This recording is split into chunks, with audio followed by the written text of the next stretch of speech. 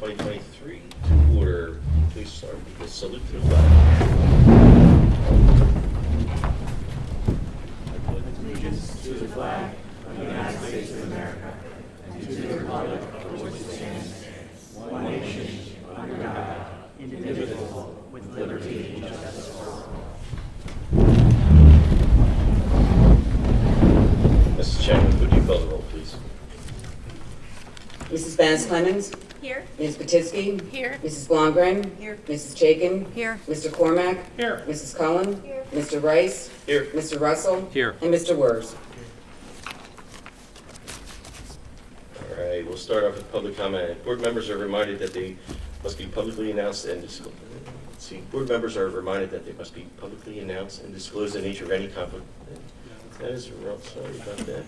My bad. Wrong click. There we go. That sounds better. All right. According to policy 903, public comment, which is limited to 3 minutes, should be directed to the presiding officer rather than individual board members and district employees, board members of the public. For confidentiality and privacy rights, specific comments regarding particular individuals must be communicated privately to the school board and superintendent via email at psdschoolboard@penridge.org. We do have a couple here. All right, we will start with Adam Benzik, please. Name of municipality, please. Do you want to call the second name so they can work out? Kevin Foster, if you could be on deck. Adam Benchik. Is that on? No, I don't think the lights on. There you go. Wrong red light. Yeah, you're good. Okay, Adam Benchik, East Rock Hill. So I wanted to address the Vermillion contract that was put on yesterday, and I'm sure there'll be a lot more said about it tonight. I just wanted to call attention to the alarming lack of transparency surrounding the contract. There's no discussion in finance or curriculum committees. It appears that multiple school board members were blindsided by this contract. Contract's vague and open-ended, paying a company that has only existed for a short time for what? Doesn't make fiscal sense to pay for this while we are struggling to hire bus drivers because we pay less than neighboring districts. Any school board member or candidate who tells you that they care about transparency while going along with this should not be trusted. I also wanted to address an issue we had last meeting. The public comment policy says 3 minutes that we are allowed. And multiple times people's comments were interrupted by the solicitor. So I think if we all just stipulate that this isn't a Q&A with the board members, everybody realizes that. Please give people their 3 minutes uninterrupted. Finally, today on social media and in person, sentiment I've heard over and over is a lot of people asking why they should bother going to school board meetings. Board is just going to do what they want. Well, this may be true. This may be true. This school board has ignored public opinion over and over. The school board has ignored emails from parents over and over. This board interprets silence as approval. We must let them know we are watching and that we can't weaken educational standards without pushback from the students and teachers in the community. They can't force shady, wasteful contracts through without us knowing, without us having our say. This board is not going to remove books from the library without us asking why. So, thank you to everyone who came out tonight to speak. Support those who do. This does matter. This is not the way a functioning school board should run, and we as public aren't going to take it lying down. Thank you, and pay the teachers what they're worth. Thanks.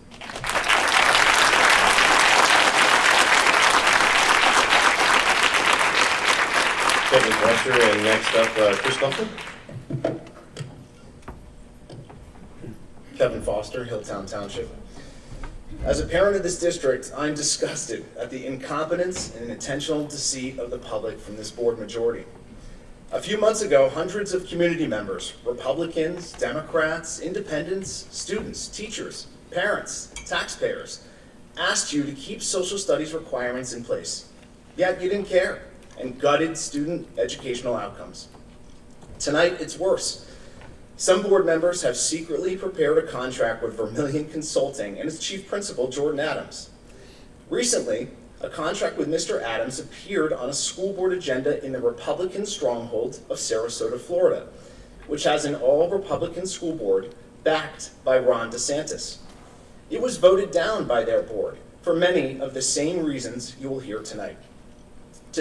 I have a series of questions for the board chair, Mr. Rice, as well as our administration. To the administration, Dr. Shai, Grabarczyk, Bolton, and others, when is it enough for you guys to speak out? You've sat on the sidelines for too long. Your silence is the equivalent of complicity. To Mr. Rice, who prepared and negotiated this contract? What relevant experience does Vermillion have with other districts in its 4 months of existence? Are you that incompetent to hire someone without checking references? This board majority stated there would be no additional expense to taxpayers when you change social studies requirements. An obvious lie to the community. How can you sign a contract that doesn't limit expenses? Taxpayers will pay Mr. Adams flights, hotels, and food with no cap. Another example of your blatant incompetence. You should be paying our bus drivers, not Mr. Adams. When you add this at the last minute to the agenda, why did you do that? Are you ashamed? Are you trying to sneak this by the public? Deceitful and disgraceful behavior. You are burning our taxpayer money on a company founded 4 months ago with no public school experience and 0 references. Our children are going to suffer due to your embarrassing decision making, all in pursuit of a ridiculous culture war that you've brought to Penn Ridge. Vote no or be forever remembered as deceitful, incompetent cowards. Shame on all of you.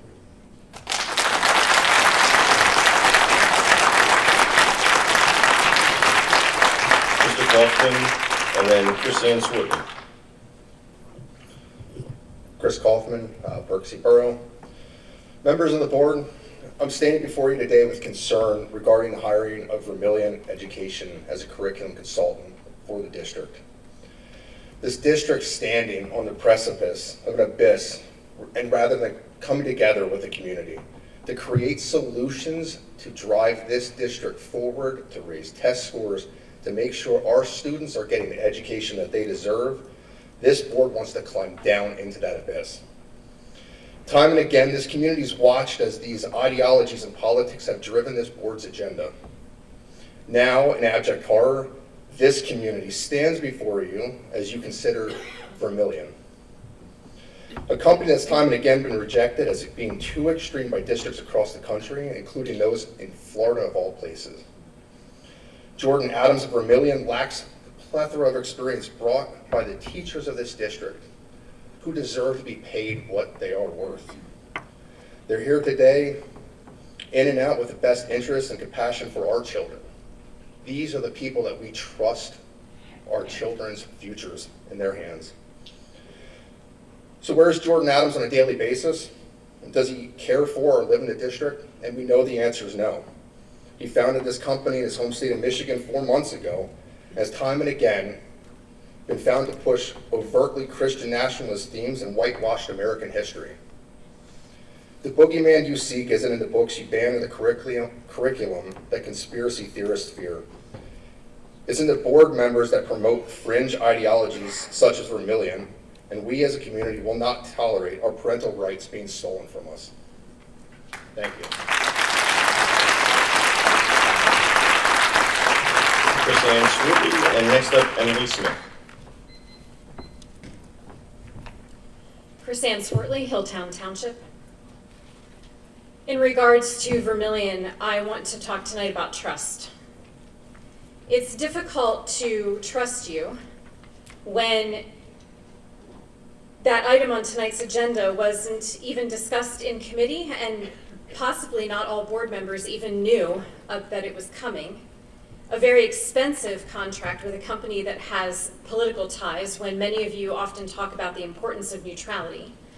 It's also difficult to trust you when policies have been rushed through, policies that have been influenced, again, by organizations with political ties, when there's visible animosity and dysfunction on this board in public meetings. Both of my children have been and are heavily involved in the debate team, the team that you will meet tonight. And a skill that they have learned from Ms. Mederick and from their time in debate team is how to give due consideration to all sides of a question or an issue.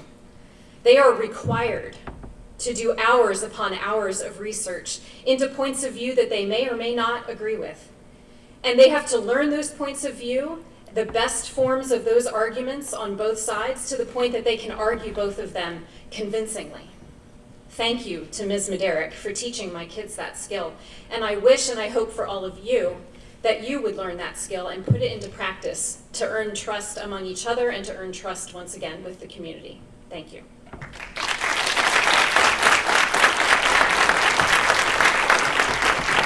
Emily Smith, and next up, Milo Morris. Good evening. My name's Emily Smith. I'm from East Rock Hill. When my children started here at Penn Ridge more than 10 years ago, this district was ranked very high. I believe it was in the top 100 in U.S. News and World Report. I was proud to be a Penn Ridge graduate, and I was proud to have my kids come here. But in the last 5 years, this district has plummeted. Its rankings have dropped dramatically, and I'm no longer proud to be here. I have a friend from high school coming to visit me tonight, and she's going to ask me about the school district, and I'm going to have to tell her how terrible it's become. I've heard plenty of excuses for the drops in rankings, but the reality is the fault lies pretty much entirely with the school board. The failure is a direct result of the board's incompetence and some members' relentless crusade against anything that might possibly or remotely be considered woke, instead of focusing on the quality of our children's education. They've been obsessed with culture wars and garnering right-wing media attention. A couple weeks ago, we had a school safety scare when some kids were concerned about other kids maybe bringing weapons to school. And that's already blown by, no one's thinking about it anymore. But I just want to say that I think we can all agree that the money that would be spent on this contract would be much better spent on mental health resources for our children. And we don't need to give some man in Michigan or wherever the heck he's from our taxpayer money. Our taxpayer money should be spent on our kids in our district. I think I'm going to ask you very politely to reconsider this contract. Spend the money on academic excellence and mental health.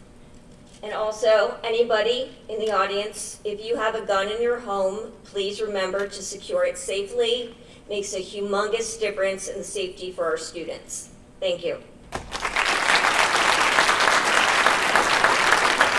Milo Morris, and next up, James Franklin. Thank you. My name is William H. Devane III, more commonly known as Milo Morris. Hi, everybody. It's been a minute. Hold on a sec. Does he live in the district? I'm here representing Penn Ridge Defending The Education. Sunshine Act exception for inadequately enforcing your own rules equally about your own public comments? Sir, if you just sit down, please, thank you. Mr. Morris, I would like my objection to go on the record tonight. it's on the record. Thank you. Mr. Morris, can you state your address, please? My address is in Springfield Township. Okay. Mr. Morris, let me confer with the chair. Thank Okay. you. Wait a second, please suspend.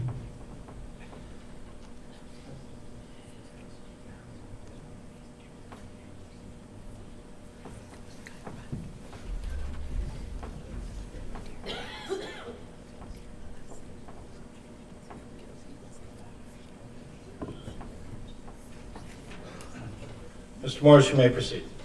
Thank you. I just wanted to set the stage for my comments this evening by stating that I identify as an androphile, and within the next 2 weeks, in about 2 weeks' time, my man and I will be celebrating 35 years together.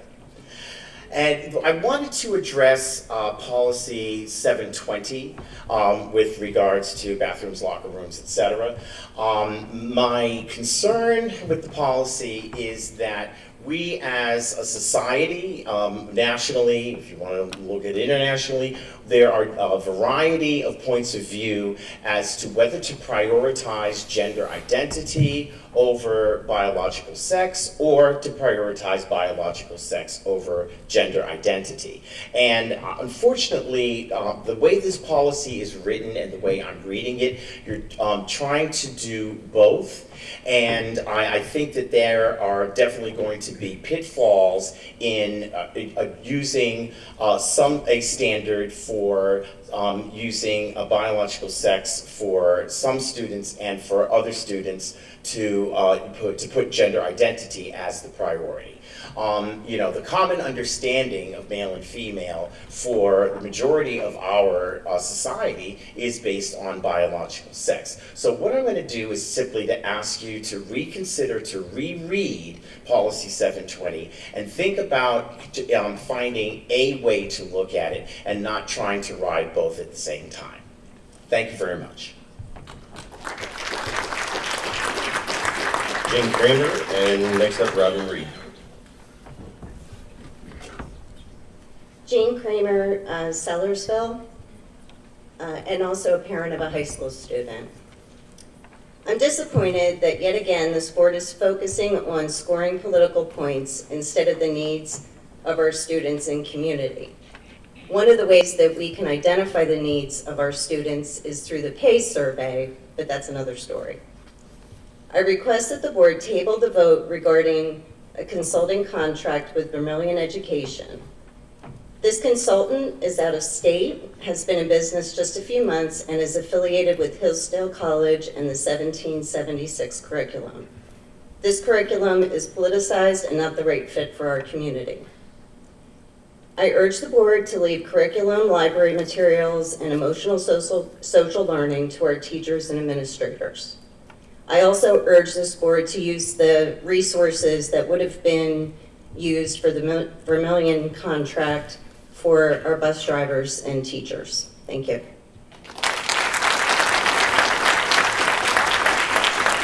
Robin Reed, then Tom Murphy. Robin Reed, Percy Borough. It is hard for me to put into words how special my teachers are. More specifically, the history teachers. As we pushed through the 10th slide in an unending PowerPoint or prepared for AP exams, they made me and my classmates feel supported. My heart breaks as I watch their passion for history and teaching fade, as their content is questioned or cut. My heart breaks as they realize they can't do anything about it, especially when it comes out of the blue, which is exactly what this proposed contract with Vermillion Education is. I cannot believe that this specific consulting firm would be responsible for reviewing and writing curriculum. Their ties to Hillsdale College with courses that include biased information on the, quote, radical left, transgenderism, and how American slavery hurt white people too, end quote. That's just plain scary, and not coursework that belongs at Penn Ridge or any public school for that matter. I know that, unfortunately, my personal thoughts and opinions will have no effect on the board's decision tonight. Instead, I pivot to some numbers in hopes that to give you pause about your vote tonight. Upon the passing of the Social Studies Credit Requirement Policy, the board assured constituents that the change would not cost taxpayers a cent, as no new curriculum is being written. In stating this, the board denied the History Department's $400,000 estimate to make this happen. The board's $0 estimate must be a blatant lie, as the Vermillion will be making $125 an hour plus travel expenses. Add that to the $32 an hour expense of paying your educated faculty to help write curricula and materials and resources and textbooks. Realistically, we're looking at doubling or maybe even tripling that $400,000 cost estimate. Never mind the fact that you're potentially paying an independent consultant 3 times the amount you pay your teachers, who've always written your curriculum. You've also just hit them with the worst contracts known to man. These teachers are educated professionals who deserve more respect than they're being given. Your teachers can look at jobs in different school districts where they'll be paid more and won't have to deal with the constant nonsense they face at Penn Ridge. Moreover, the auditing side of Vermillion's services are worded in such a way it could seem as though they'd be potentially responsible for teacher contract negotiation. With a company so young, unexperienced, and untrustworthy, I struggle to see how Penn Ridge will adequately negotiate competitive contracts that will retain such amazing teachers. I'll put it simply. There is no point spending so much money on curricula if you've got no one left to teach it. Do the right thing. Thank you.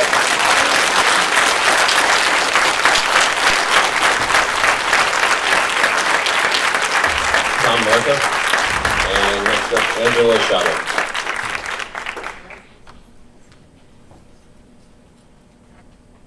Tom Murtha, Hilltown Township. That was a tough act to follow. Thanks, Robin. I just wanted to say what a bummer it was that you guys would put this into the agenda, in the wee hours of last night. I mean, I looked at the agenda yesterday to decide whether or not to, come or watch or whatever. And then this popped up, and there's like an obvious curriculum viewpoint behind this company. And I just kind of wish that you guys as a board would just come out to us, the community, the students and the teachers, and just tell us what the agenda is.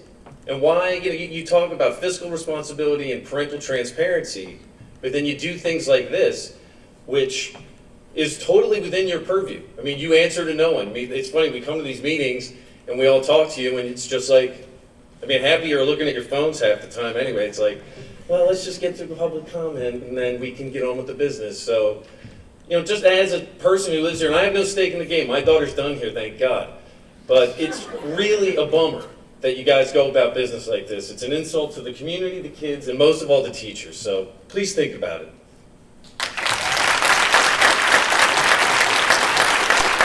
Angela Shano, and next up, Nick Hill.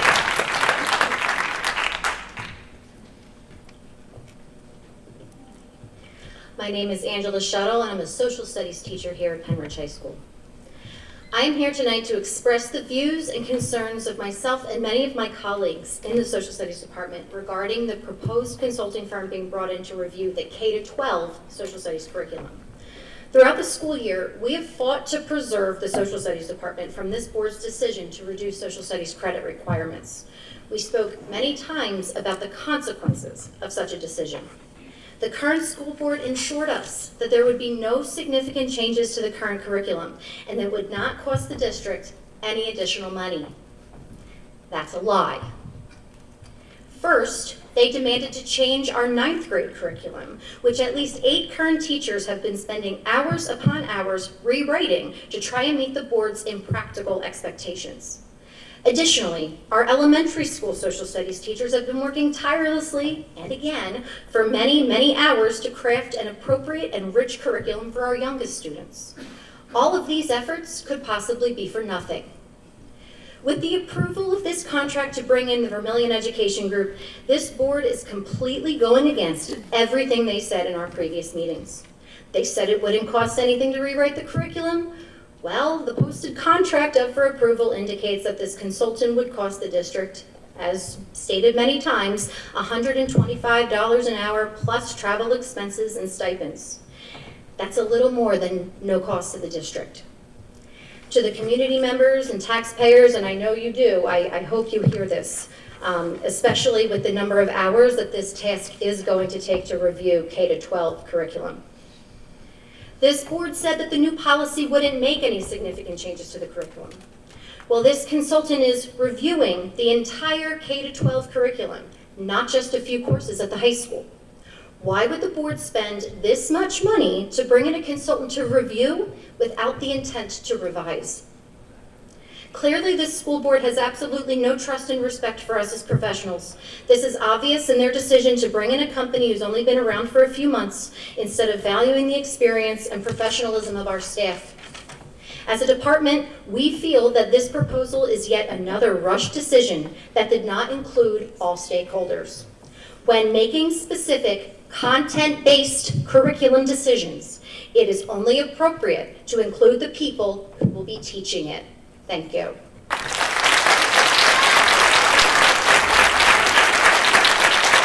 Thank you. And next up, Lauren Herbert.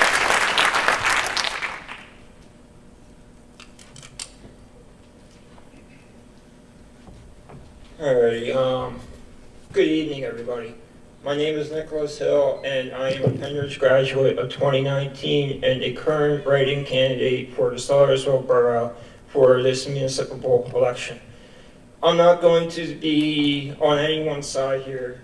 I just want to talk some sense because I was talking to one of the board members here and it comes to me that it wasn't ever talked about. It looks rushed. And I remember a few years ago, Mr. Reese was on the tech school board. And I remember in the tech school board when they were canceling my plumbing class back in 2019, it was very similar to how this curriculum is coming in. No communication whatsoever, no secret meetings. That's no good.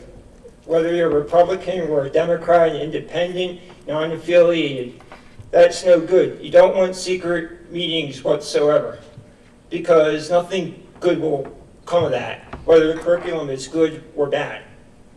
Because look what happens in higher levels of government, like the federal and state, when they just do things right under our noses. They don't even read the bills.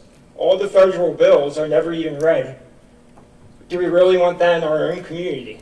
And when it comes to the bathroom policy, I've been out of school for the past few years, and let me tell you, whatever happened when I graduated now, it looks like a nuclear missile hit it. Because honestly, a man going into a woman's bathroom is just a recipe for a disaster. And I don't think this community wants that, needs that, or should have any business even thinking about it, if you ask me. And I would like to sign off by saying, all I ask is sometimes we just have to take a step back, read through what we want to do, talk to the community and the parents who send their children to Penridge, like mine once did, and say, well, is this what we want? No, then no, don't do it. If yes, yes, do it. And I have a curriculum proposal myself, because back when I was in school, we weren't really prepared for the real world. Anyone that's been through the public education system knows no one's really prepared for the real world. And quite frankly, we need to go on that. Because whether side you're on, if you're looking at the future of this country, it's not looking so sweet. Thank you. Lauren Burbett. Next up, Dave Padilla. Lauren Burbett, Hilltown Township. Good evening, everyone. I'm a mother of 4 children with students at all 3 Penridge school levels. Tonight, I'm going to lay out a clear violation of Penridge School District's Policy 109 that occurred at J.M. Grass Elementary last week. Policy 109, Section 4D, clearly states, parental consent must be obtained for elementary school students before assigning any textbooks or supplementary resource materials containing implied written descriptions of sexual acts for the purposes of teaching students to avoid or report molestation or any diagrams for education about anatomy for purposes of science and health instruction.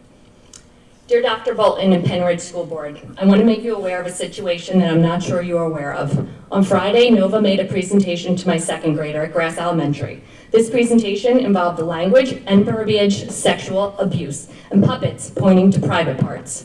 I was not aware of this presentation, nor did Nova or the school have my direct written permission for my 8-year-old to be exposed to this type of language. I understand there was a Seesaw notification from the school counselor 6 weeks ago with an opt-out form. Seesaw was not the right way to communicate such an event. This needed to come directly from the principal and not buried under 10 Seesaw notifications a day. The school requires my permission to watch a movie over G-rated for the 5th grade talk and field trips. Why in the world would my permission not be required for this? This was an outrageous mistake at best, to take it upon yourselves to have such an important discussion with my child and decide she should be exposed to that language at her age. I'm lucky she came home to ask me what that terminology meant and not Google. To say my jaw was on the floor when she came home from a trusted school and used that language was an understatement. Which brings me to my next point. Has anyone actually seen and were you aware of how this presentation would go? Because Nova certainly did not disclose that on their good touch, bad touch pamphlet. This was very misrepresented because even if I would have saw this Seesaw, I would not expected that language. Every kid is different, and to broadly assume 8-year-olds are ready for this without parental permission is shocking. Next, according to the letter Dr. Bolton sent to Nova, he was expecting this presentation to have parental permission. Otherwise, his statement regarding him providing accommodations for kids without permission would not make sense. Nova took it upon themselves to alter his words and only include opt-out. Opt-out never has and never will be my consent. While I understand there was one communication 6 weeks ago via Seesaw about this, and I did not see it, it is not my responsibility to read every Seesaw that comes through, wondering if I don't see all of them, if that means my permission is granted for any program you choose. Where is the line drawn, and where are my parental rights? Are they checked at the door because a Seesaw went out, and oh well, you now have my permission if I don't see it? I mean, you would not take my kid on a field trip without my permission. You wouldn't take that risk. Why was this Ms. okay? Burbick, please. Omission will never be permission. Thank you, Mrs. Burbick.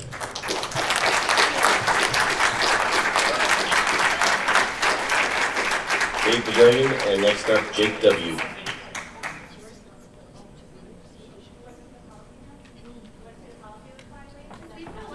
Would the members of the audience please be in order?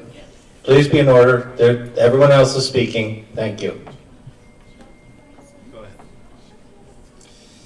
David Bedillion, Percy Borough. I want to... Excuse me. Ladies, please suspend.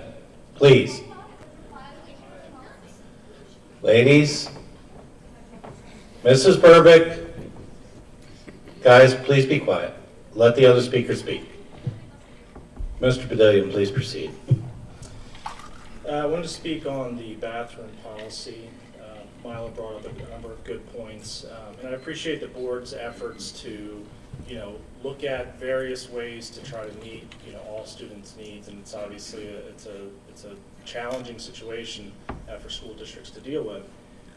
But to Milo's point, I think it's important that you understand, and what is evident to me in this policy is a lack of really understanding what gender identity ideology is. Because you're trying to mash the two with biological sex and gender identity, right? Biological sex is male and female, it's binary, right? Gender identity is a spectrum for those who believe in that, right? It's male, female, neither or both, and both or neither is a spectrum in and of themselves. There's no definition for what a both is or what a neither is. And so the problem is your policy is written to try to try to work together the two, but they're incompatible with one another. Okay? You're saying that you're defining opposite sex in the policy, but your sex definition doesn't even state the fact that sex is binary and is just male and female. And so my concern is you're not even really looking through the definition of sex properly, because you're not even stating specifically that it's binary male and female. And so you're not acknowledging those differences. And I don't see anywhere in this where it's going to show how you're going to handle a student who's non-binary. You're going to have a non-binary bathroom, or you're going to have a both bathroom. And if you're not going to do those things, you're going to wind up with discrimination anyway. You're not going to be able to make the two compatible. And so biological sex is the only appropriate way to define bathroom use. You can't do it based on gender identity, and trying to do it is demonstrative of that, right? And there's been some emails that were released from the high school and trying to implement some kind of a policy like that, and it's untenable. You can't do it because you're not going to be able to say, you're going to see a biological boy go into a girl's bathroom and not be able to do anything about it because you're not sure of the gender identity, and that was evident. And that's what's going to happen with these types of policies. It's not going to be workable. And so I appreciate the board's efforts to try to come up with a compromise, but you can't compromise and you can't mix the two between biological sex and gender identity. As Milo pointed out, you have to go with biological sex. So I just ask that you reconsider that before making a decision on the policy. Jake W., then John Furian.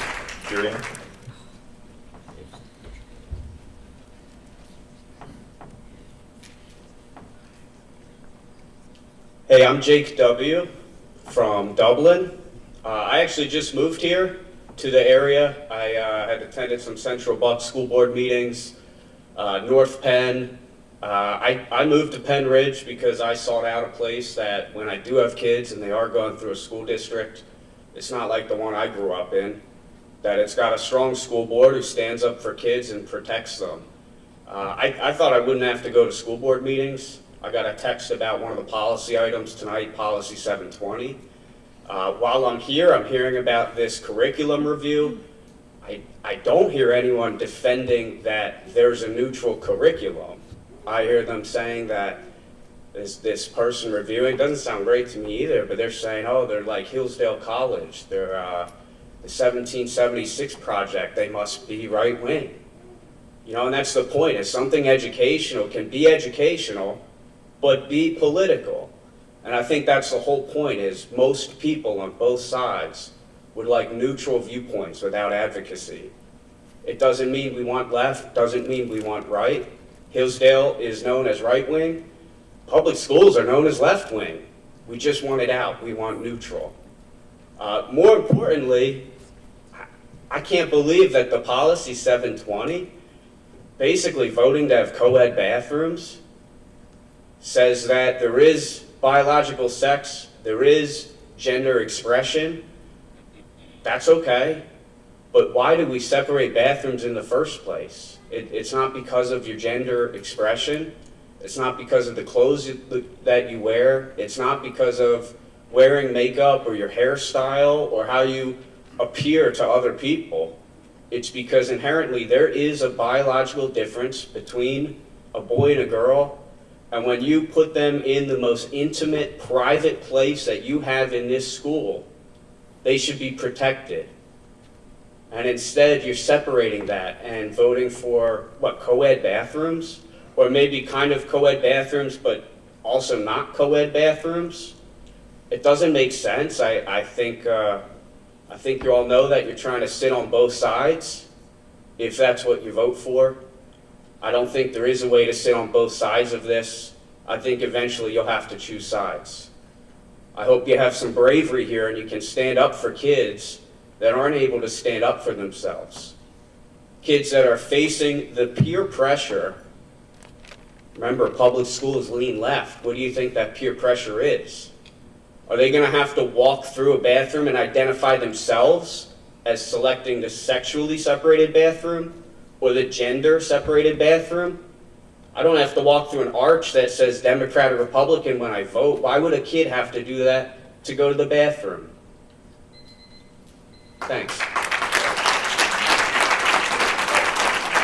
Volunteering, and Darren Lawson is up next. All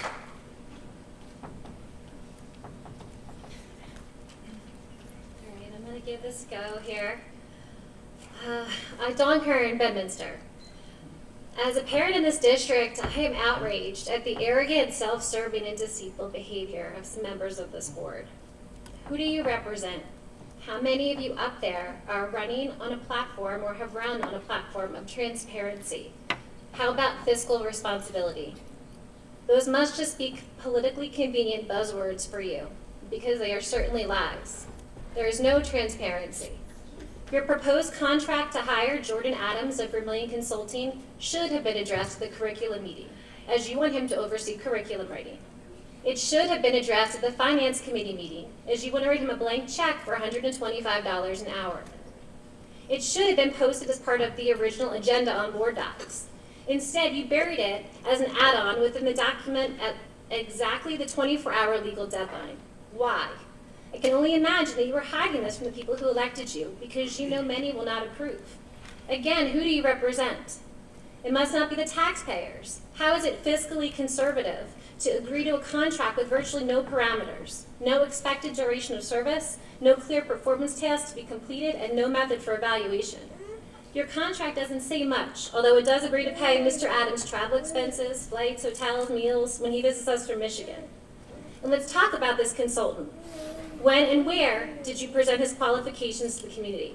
A quick Google search shows that he has no experience in public education, nor Pennsylvania standards, and his company has only existed a few months. Does he have experience in other districts, references? Please tell the community why this consultant deserves our tax dollars. If his credentials are so impressive, why haven't you shared them?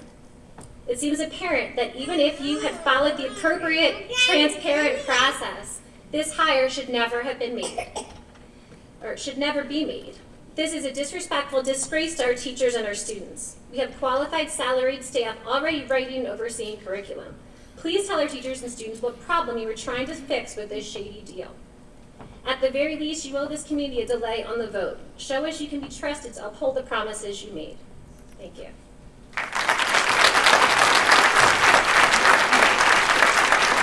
Darren Loston. Next up, Ross McLennan. Darren Loston, Berkshire Borough. First thing I want to say is you're not allowed to selectively enforce public comment rules. That's a violation of the Sunshine Act and the First Amendment.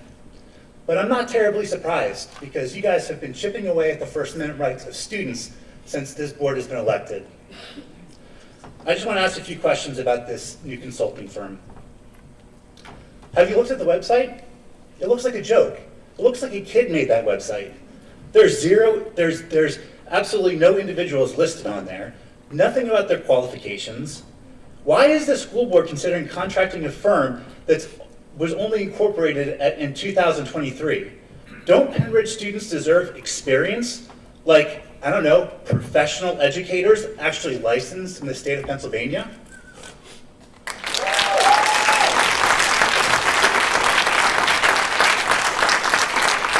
Ross McLennan. Next up, Ian Granick. Okay, Ross McLennan, Hilltown. I was on vacation for a few days and completely out of the western parts of PA, so I didn't have cell phone until about noon, and I rushed back here. So this is really interesting stuff going on, and I'm glad I didn't read into it too much. I prepared a statement. I'm obviously against Hillsdale curriculum here in this district, and also the changes to Policy 119. I want to point out a rather significant discussion that is conveniently missing from your February 6th minutes. You took a vote to kill pays. It's on the audio. I watched again to make sure I heard what I heard. I believe it was 5-4. It's missing from your minutes. I think it's significant to be in the minutes. If you're talking about it for about 10 minutes and then you took this vote, informal or not, you took one. You're concerned in this discussion about outside organizations to use our students for research purposes. And yet tonight you're going to pay somebody to do exactly that, as near as I can tell. You know, a week before you had that discussion, we had the Penridge Community Partnership presenting vaping and marijuana. It was a great talk. I think some of you were there. I know, Dr. Colton, you were there. In that important discussion, PAYS was used. It was cited frequently by the professionals from Grandview Health, Penn Foundation, even Penridge Regional Police cited the PAYS, and you want to vote it out. Parents, teachers are worried about what's going on in the school. We're hearing it, and you want to vote it out. So I don't know where to go with that. If the district worked as hard at supporting student health and safety and being stewards of education versus implementing the agenda of a religious law firm that's tied to a hate group, not to mention doubling down on right-to-know requests and keeping information from taxpayers, this would be a better school district. Other than your far-right agenda, what have you accomplished and what are you hiding? Thank you. And next up, Ryan McMullen.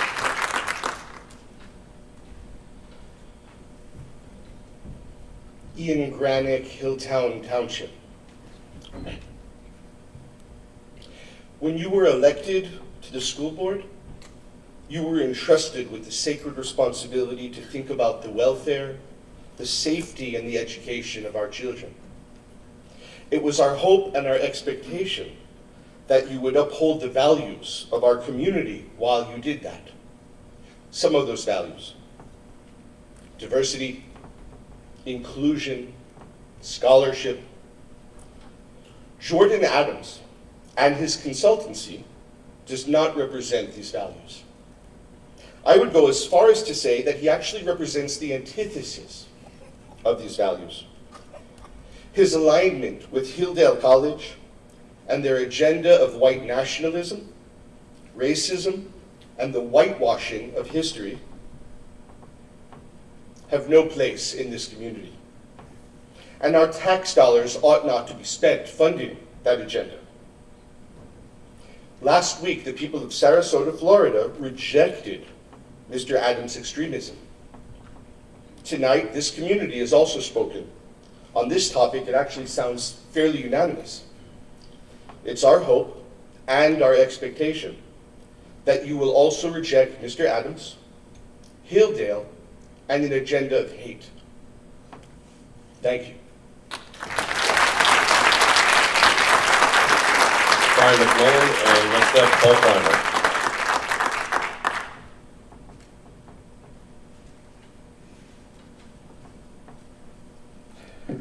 Good evening. Brian McMullen, East Rock Hill. Hello, and thank you for taking the time to listen to us. It's a thankless task that you volunteer for. I don't envy the position any of you are in tonight. I'd like to talk about the curriculum consultant, and I'll be very brief. I'm not sure why anyone would be opposed to bringing in a qualified consultant at a very reasonable rate to advise us on our curriculum, how to improve the falling rankings that we've heard others comment on this evening. After the hundreds of hours that were spent scouring through curriculum 2 years ago and discovering how bad it actually was, who would oppose the chance to get a highly qualified consultant to advise us? They're literally making only recommendations to you, the board, to take under advisement and make the decision. Thank you all for your time, and thank you for not raising my school taxes for the past 6+ years. Paul Clymer. Next up, Rick Gibson.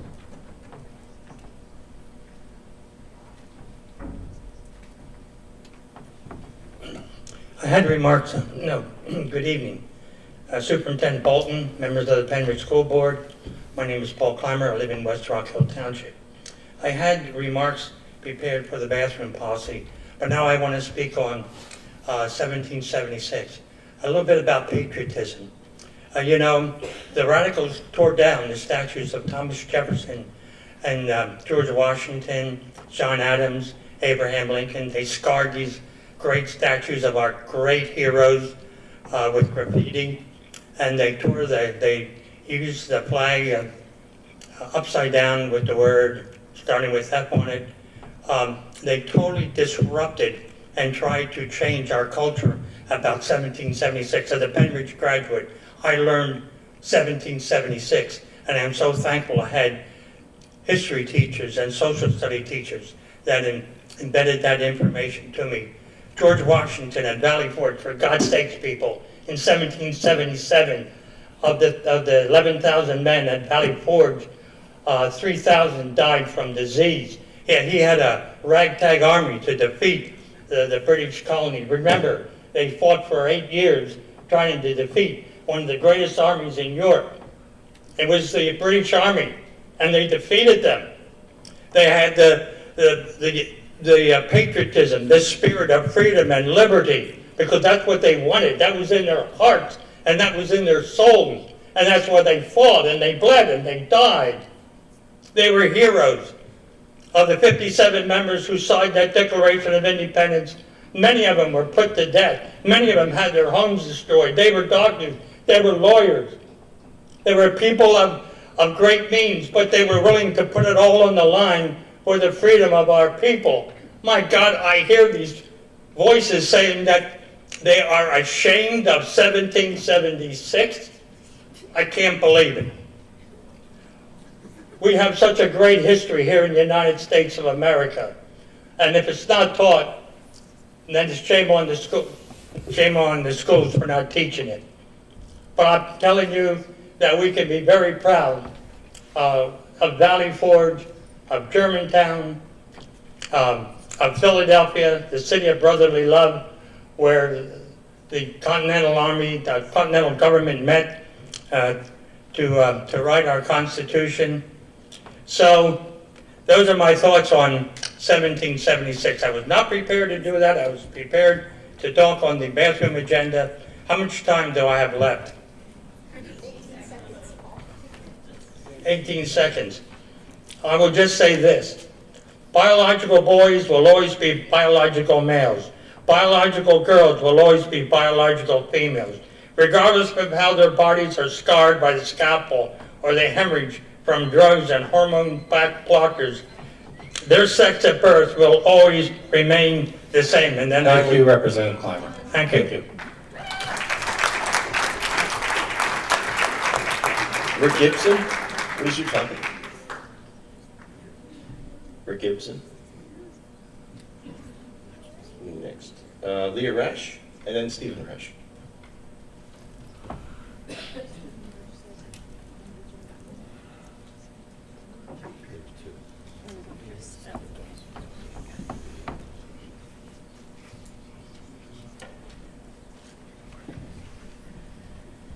Leah Foster Rash, Hilltown Township.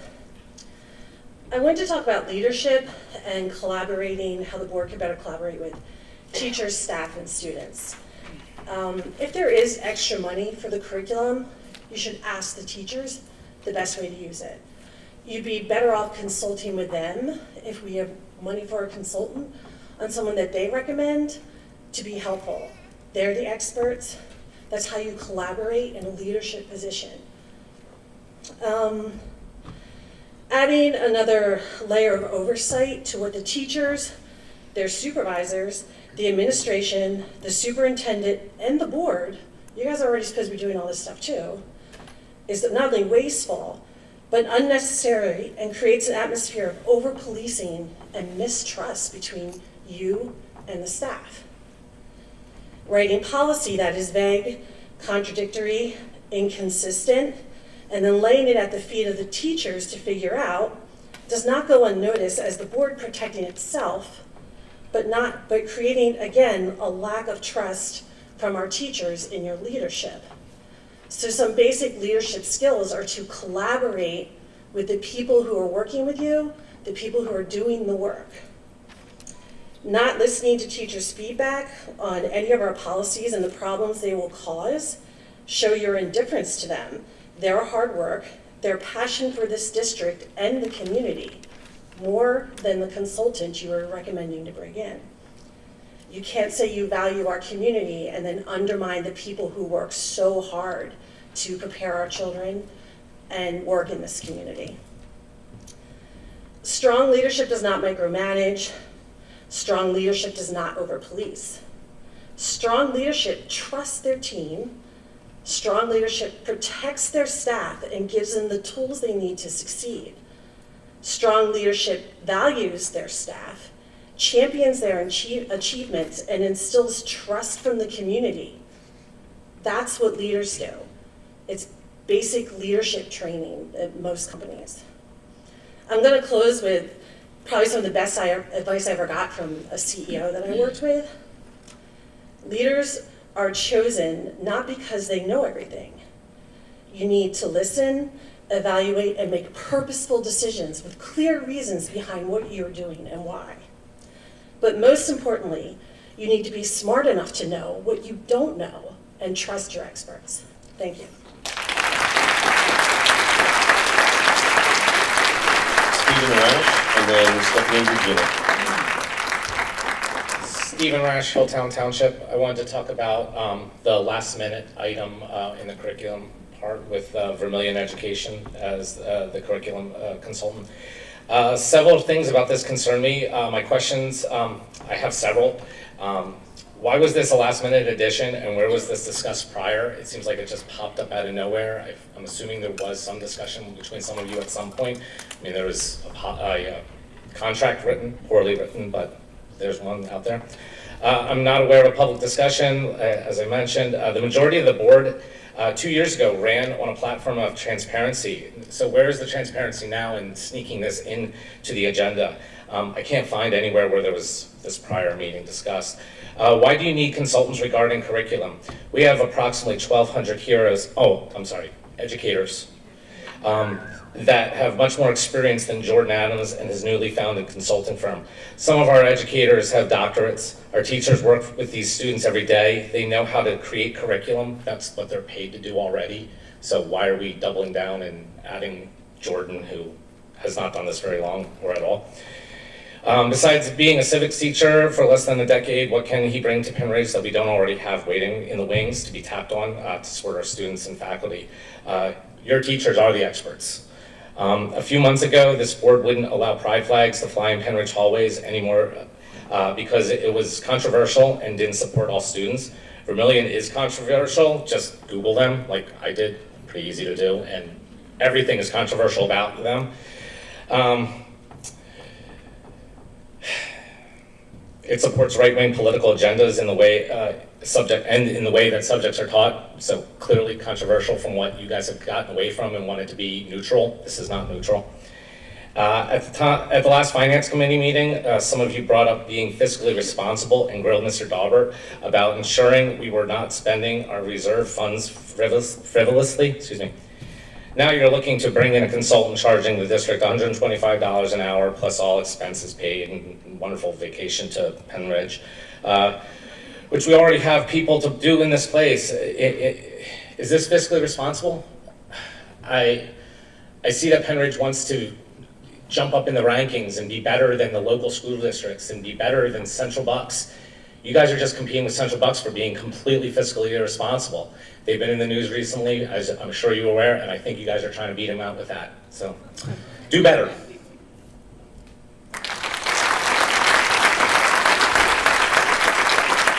Stephanie Regina, and then Faith, instructors. Stephanie Regina, East Rock Hill. I had a thing prepared. There's so many things. I was originally going to talk about Policy 119 and just one last time to implore you not to micromanage our teachers and students about surveys and don't get rid of pays. And there's the bathroom thing, excuse me.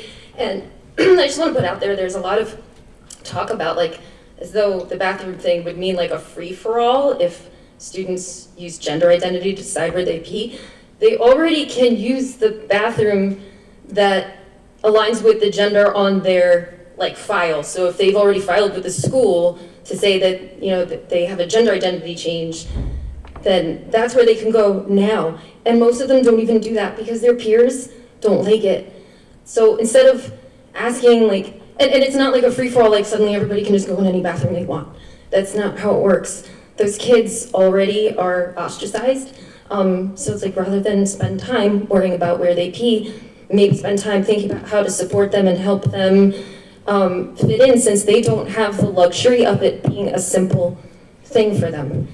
And that said, coming now to, I don't even know what policy it is now with this new consultant.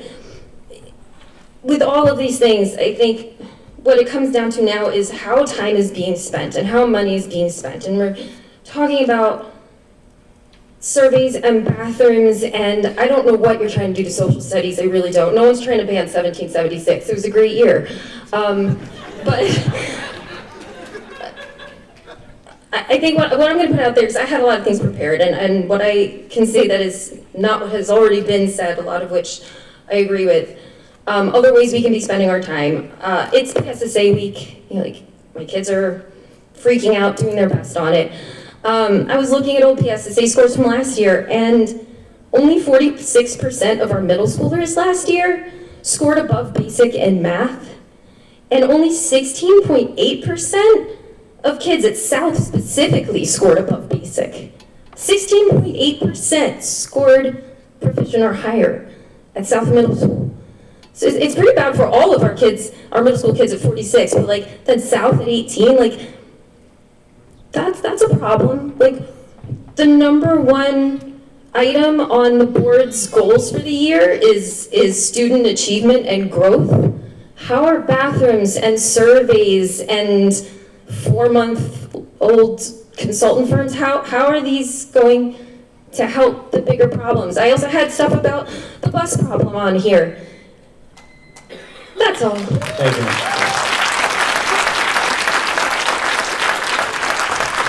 Faith, and Josh Hogan's up next.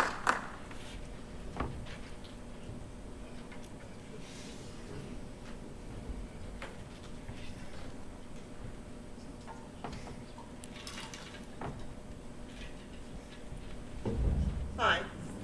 I'm not going to get into too much detail. Faith Shrekfus, Percy. I'm not going to get into too much detail about how I feel about Vermilion and how much it's going to cost. I think everything that needs to be said about it has been said. But what I do want to go back and mention, back in, I guess in 2021, 2022, Republicans did very well in the elections and nationally. And one of the things that they talked about a lot was parental rights in schools. Parents should have a bigger voice in terms of their children's education, what they're being taught, how they're being taught. We should be able to come to school board meetings, have our voices heard, have an impact on our children's curriculum, have our voices respected, not have activist school boards.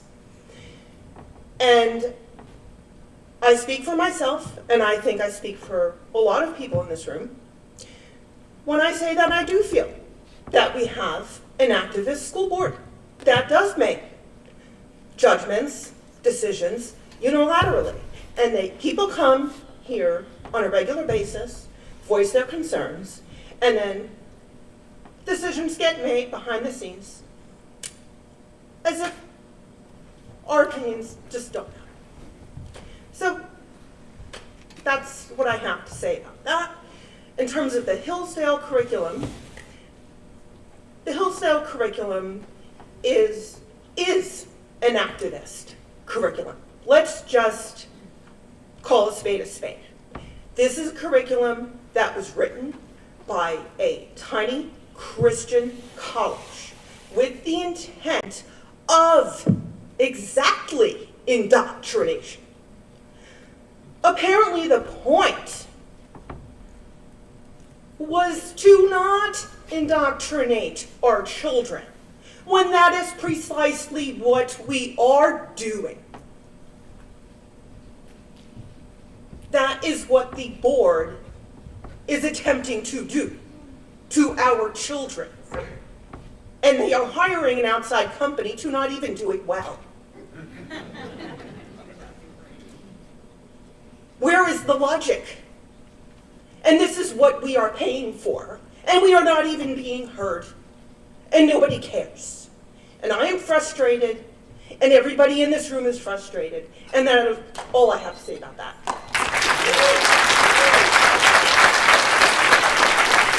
Josh Hogan, and next up, April Foltz. Josh Hogan, West Rock Hill Township. I want to cover a lot, so I'm going to talk really fast. First of all, it doesn't seem like anybody's brave enough to say it, so I'm going to say it. I'm in support of exclusively sex-based multi-user facilities like bathrooms and locker rooms. I'm going to start with the PSBA, Pennsylvania School Board Association. They're probably about 50 feet to the left of our community. On their website, what do they say about this issue? Quote, Title IX regulations permit but do not require designation of sex-segregated facilities. That is the PSBA. Why are we to the 50 feet left of them? That doesn't make any sense. Secondly, I asked at the committee meeting about this, what happens when there's only one transgender student? Are we only making one bathroom for them? Because then the sexes have a disparate number of bathrooms available to them. That's sex-based discrimination. How are we going to handle that? Mrs. Bannis-Clemens answered by saying, no, when there's one student, we're going to make both gender-based bathrooms, gender-based boy, gender-based girl. As Mr. Billion spoke to so eloquently, that's calling gender binary. That doesn't make any sense. It's contrary to the whole ideology. In fact, in the policy, like literally 6 inches above, you define gender identity as, gender identity means an individual's deeply held belief of identifying with their sex, the opposite sex, some aspect of both, or neither of these. So how are you only making a boy and a girl? That doesn't make any sense. Extending this conversation onto sports, okay? I need an answer from anybody who is going to vote on this policy. How are you going to protect girls' sports? How does that happen? Every single one of you who's going to vote on it, how do you do it? You're going to have gender-based boys and gender-based girls and sex-based boys and sex-based girls, multi-user facilities, physical structures. What happens with the sports team? Are we on the path to have a sex-based girls wrestling team and a gender-based girls wrestling team? Does that make any sense to anybody? How are you protecting girls' sports? I think that we should protect them. The way to do that is a sex-based policy. Lastly, I want to spend my last minute talking about the elephant in the room that apparently, based on the committee meeting and talking to everyone in the community, is saying the issue is fear. Fear, right? We're afraid. We're going to get sued. There's going to be an injunction. Judge is going to slap us down. This is what we all lived during COVID. Think back. Some of you were on the board in 2020, and kids got hurt being kept out of school. It's now nobody even discusses it. It's just a known thing. We have the test scores. We know what happened. It didn't have to happen here, especially with Dr. Damsker out of the health department. Every kid could have been in school. You could have made that happen. How many board directors do you think wish that they could go back to 2020 and say, no, over my dead body, put these kids in school? Not enough of them did because of all these threats. You're going to get sued. The judges are going to slap your wrist. Wolf is going to come in. The state troopers, your superintendent's going to lose his commission. You're going to be removed as a board director. Threats, threats, threats, nonstop. You're living in fear right now about this. Look, someone out there, a judge in Philly, a judge in DC, they may do the wrong thing. They may. We can't control that. But you can control what you do. Don't do the wrong thing for them. I know where all of you stand with your principles. I support you if we get smacked down, 100%. But do the right thing. Please pass a sex-based policy for all multi-user facilities like bathrooms and locker rooms. Thank you. April Fultz, and then Jamie Castro. We're going to go a little slower. April Fultz, West Rock Hill Township, and mother of 3 high school students. So my comments are regarding the proposed contract with Vermilion. And I'm going to start with the statement that I've made here before on different policies. I don't understand what problem you're trying to solve. And I'm not really convinced that you do either, because you haven't shared why you think we need a curriculum consultant, or even what you expect them to achieve. This board consistently self-promotes as valuing our community, preparing our students for success, and promoting a culture of transparency. Yet you bring this proposed contract for a vote without any opportunity for discussion or feedback from the community you claim to value. We simply expect that you follow the due process when selecting this type of contract, to be transparent about what led you to select Vermilion, what other firms you considered, what selection criteria you applied, and most importantly, what benefit this will provide to our students and staff. In the short time I had to research this firm, I learned what many others have stated here tonight, that Vermilion was founded about 4 months ago with an incredibly generic mission statement on that generic website, and no proven track record of working with school districts. So what leads you to believe that this is the right firm for Pennridge, and more importantly, why are you rushing it through? Now, as others have stated, Vermilion was founded by a graduate and former staff member of the highly conservative and controversial Hillsdale College. Mr. Adams has about 2 years of teaching experience in schools much smaller than Pennridge, a new and unproven company, and has personally called for the abolishment of the Department of Education. Even if you ignore Mr. Adams' connection to the 1776 curriculum, which in my opinion provides a very sanitized version of U.S. history, completely misrepresents the civil rights movement, and dismisses the struggle of those who fought for equality, he is still severely underqualified. In the last 6 to 12 months, the board's passed several policies under the premise of protecting our students from the politically motivated activism and ensuring a neutral classroom environment. Nothing I've read about Jordan Adams, Vermilion, or Hillsdale gives me any confidence in neutrality. Finally, our teachers, administrators, and librarians have been a positive and consistent presence in our district and in these meetings, demonstrating their personal and professional commitment to the education and overall well-being of our students. Unfortunately, they've been largely ignored. This leads me to wonder whether you sought their input at all or considered the potential impact on teacher retention as you choose to pay unqualified consultants instead. It's time to follow through on your promises of transparency and put the needs of our students ahead of your own personal agendas. Thank you. Jamie D. Castro, and then Terry Gary. Kelly Joe.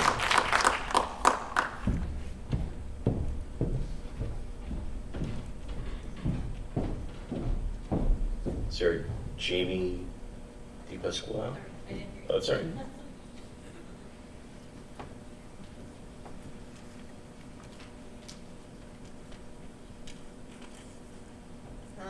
Jamie DePasquo, Sellersville, parent of a middle school student. Good evening. I'm here to speak out against hiring Vermilion as a consultant for Pennridge's curriculum. Vermilion originated from Hillsdale College, a school that has been widely criticized for pushing a biased and politically driven curriculum to its students. A public school's teachings and resources should not be limited by religious or political views. Our school's curriculum should not be trying to indoctrinate our children with religious or politically biased teachings. We need to focus on our children's education. Education should be about expanding knowledge, expanding critical thinking, and expanding worldviews, not limiting knowledge, limiting critical thinking, or limiting worldviews. Our curriculum should be about education, not indoctrination. Combine all of that with the fact that this will cost taxpayers an exorbitant amount of money. Hiring Vermillion would go against two of the campaign promises that you all made, to be fiscally responsible and to keep politics out of our schools. So I urge you to vote against hiring Vermillion to preserve the integrity of Penridge's educational system. Thank you. Kelly Jerome.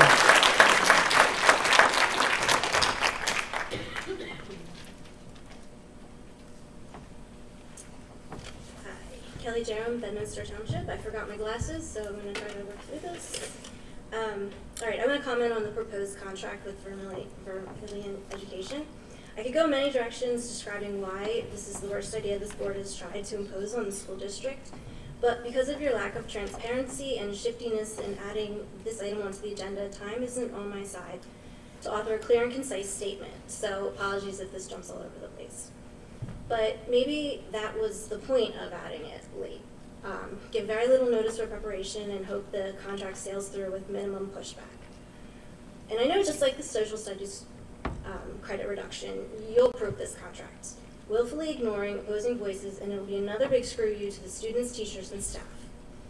And the parents, which is odd because many of you ran on the platform of parents over politics.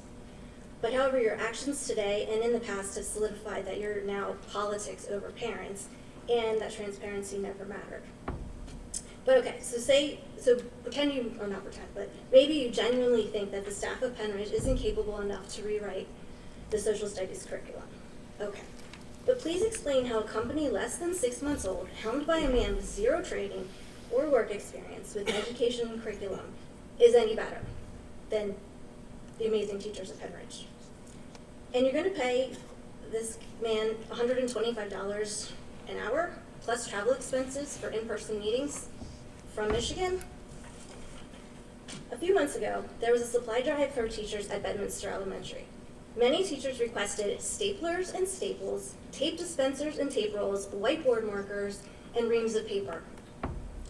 I know a supply closet cannot be a free-for-all, but really you can't provide teachers with basics like a stapler, but you can pay an unqualified and untested company $125 an hour.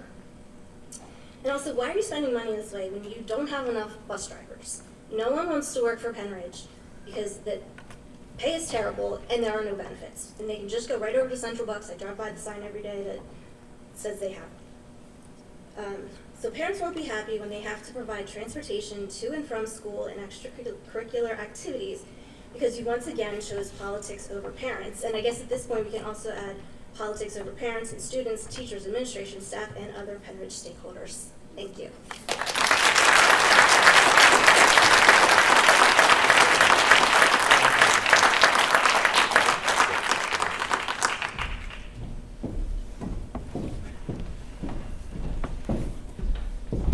All right, moving on with the President's report.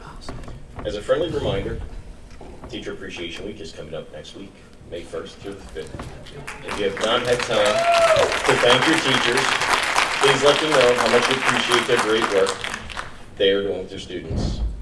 I was able to take some time 2 weeks ago in a 6th grade classroom to learn more about the new Discovery Education science textbook. Mrs. Plumley, who taught 2 of my children, is piloting the unit, The Healing Cut, at South Middle School. Knowing how awesome Mrs. Plumley is, I knew the class would be well organized, all students would be behaved, and the lesson would be thorough. The activities required students to use skills and to actually think. They are learning how to collect and analyze data while communicating those findings in written form. The lesson plan was fun through active learning, from hopping on one foot to walking around the classroom, gathering data for their assignments to compare resting heart and breathing rates with active heart and breathing rates. It was in that classroom when I was pleasantly reminded just how important the dedication to teaching our students truly is in the molding of our students' lives. I can honestly say that it made my heart happy to know that our teachers continue to have the passion that I remember when I was a student, and that goes back quite a ways. Our students' career pathways are running full speed ahead. We have been having subcommittee meetings for block scheduling over the last several weeks. I've taken part in the Flex Time subcommittee. In my opinion, there's been a lot of great conversations about site visits to other schools to see the many versions and exactly how they use their flex time. I'm hopeful all the other subcommittee meetings are working as well as the flex time subcommittee.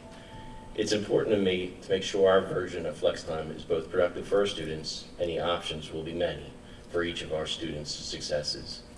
Whether it's shooting hoops in the morning before the first block, catching up on a missed assignment, or just chilling with your friends, ramping up to the first block of the day. As the end of the year is fast approaching, I want to take the time to remind everybody that it's truly the little things in life that are important. Time will pass, go outside, and share with your children and grandchildren the wonders of science in this world. That is my report. Dr. Bull.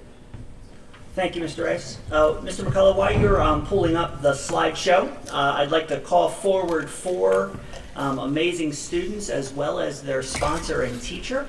I'd like to congratulate the Penn Ridge High School debate team. So let's have Carissa and Dylan and Ben and Joey and Mrs. Mederick come forward while I brag about you. Now, Mrs. Mederick, there are 5 pieces of hardware, and you're the only one not carrying one. So I do believe we need to hand Ms. Mederick 1 piece of hardware since we have it. So this is the Penn Ridge High School, or part of the Penn Ridge High School debate team, and their coach, Mrs. Mederick, who is also the high school librarian. A little bragging about their season. During the regular season, they were 29-3 in their debates and came in first place.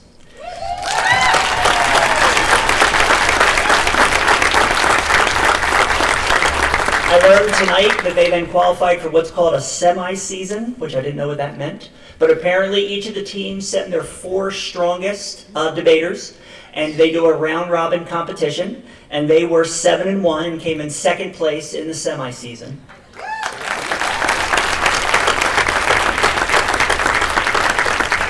The top 4 teams from that went into the finals, and during the finals, our debate team was 3-0. And were crowned the champions of the Lehigh Valley Interscholastic Debate Association and came home in first place with the title. So let's congratulate them.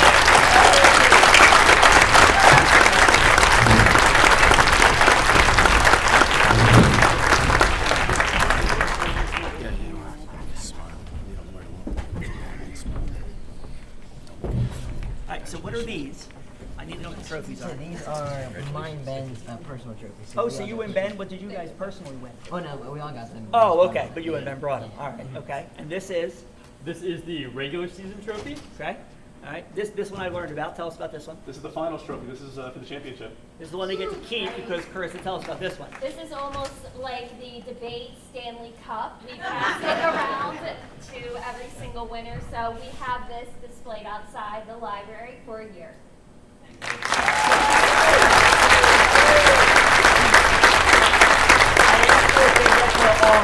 it for a day, you know, like the Stanley Cup. You always see the pictures of it in the swimming pool and those types of things.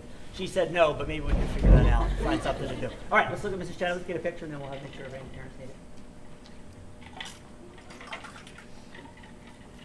it. Okay, stay. There's still 2 cameras up.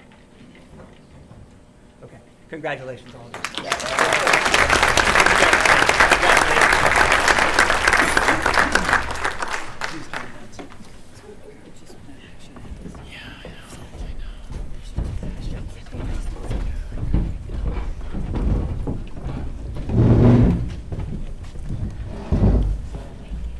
Last night, the Penn Ridge Community Education Foundation held their annual A Lovely Evening at the Sellersville Theater. Last night, the foundation celebrated 3 Friends of Education, Assistant Superintendent Dr. Kathy Scheid, Instructional Coach Aaron Reichert, and retired educator but full-time volunteer at Bedminster, Mr. Gary Schiff. Also, several PCEF grant recipients were there, and the audience was entertained by the talented students from our chamber orchestra, cast members from the school musical, and the jazz band. We look forward to many more successful years of the lovely evening and the foundation. Penn Ridge School District's original creation, Harvest Hash Browns, which we mentioned a couple months ago, has officially been in schools across the country. The recipe has made it through and been accepted by the USDA as a standardized recipe that is added to the national database that schools across the country can consider using for their school lunches. A big thank you obviously goes to Ms. Giratano as well as Ms. Amber Underdown for all of their hard work on this project. Last week, Mr. Dyer and the Career Pathways program had their first Career Expo. 45 community business exhibitors and over 700 students were able to attend. The goal was to provide opportunity for our students and community businesses to connect about summer jobs, shadow opportunities, and internships. Among all the businesses, Mr. Dyer said the Cool Factor Prize went to H&K Group. There were 63 students who get to test drive their heavy equipment simulator. The team is gathering feedback from the exhibitors, from the students and the teachers, and are planning to grow the expo and learn different ways to make it better next year. Our teachers are so awesome that we are celebrating 2 weeks of Teacher Appreciation Week this year, from May 1st through May 12th. And we have over 24 local businesses who are joining us in that appreciation. We asked any business in our region to offer discounts and deals for our teachers as part of our first ever Penridge Community Coupon Collaboration Program.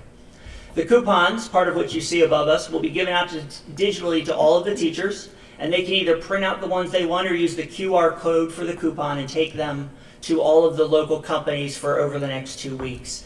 And we appreciate all the community businesses that are stepping up to help us appreciate our teachers. Hopefully you've seen some of the promotional pictures, posters, and videos that have been around for the last month or so, but this weekend is the high school presentation of The Hunchback of Notre Dame. The cast, the crew, the music, and the massive set are all equally astonishing, and it's going to be a wonderful experience for all who attend. Speaking of attending, tickets are still available for shows tomorrow, Friday, and 2 on Saturday. You can find the link directly on top of both the school district and the high school websites. And I do know that they are recommending that because it's a Disney movie, and some people feel that way, and they've seen it as a movie, it is rated a little more PG minus in terms of the, some of the content. So be careful if you're bringing little ones. Finally, we want to end on a high note. We received word late last week that Penridge, for the 8th year in a row, has been named as one of the best communities for music education by the National Association of Music Merchants. Penridge is one of only 830 districts across the entire country to receive this award that recognizes outstanding efforts by teachers, administrators, parents, students, and community leaders who have made music education a priority and part of a well-rounded educational program. Designations are made to districts and schools that demonstrate an exceptionally high commitment and access to musical education. At this time of the year, when there are so many musicals and spring concerts, and they're all in full gear, we have the opportunity to see our students shine in their performances that demonstrate their talent as well as the efforts of the Penridge teachers and the community to provide students with that quality music education. Clearly, this designation is a award for all of us throughout the Penridge community. And that is the Superintendent's Report. Thank you, Dr. Wood. Next up, we have the Student Liaison Report, please. Thank you. And on behalf of the Penridge debate team, once again, finals was a culmination of months' work of hard work, and thank you for our recognition.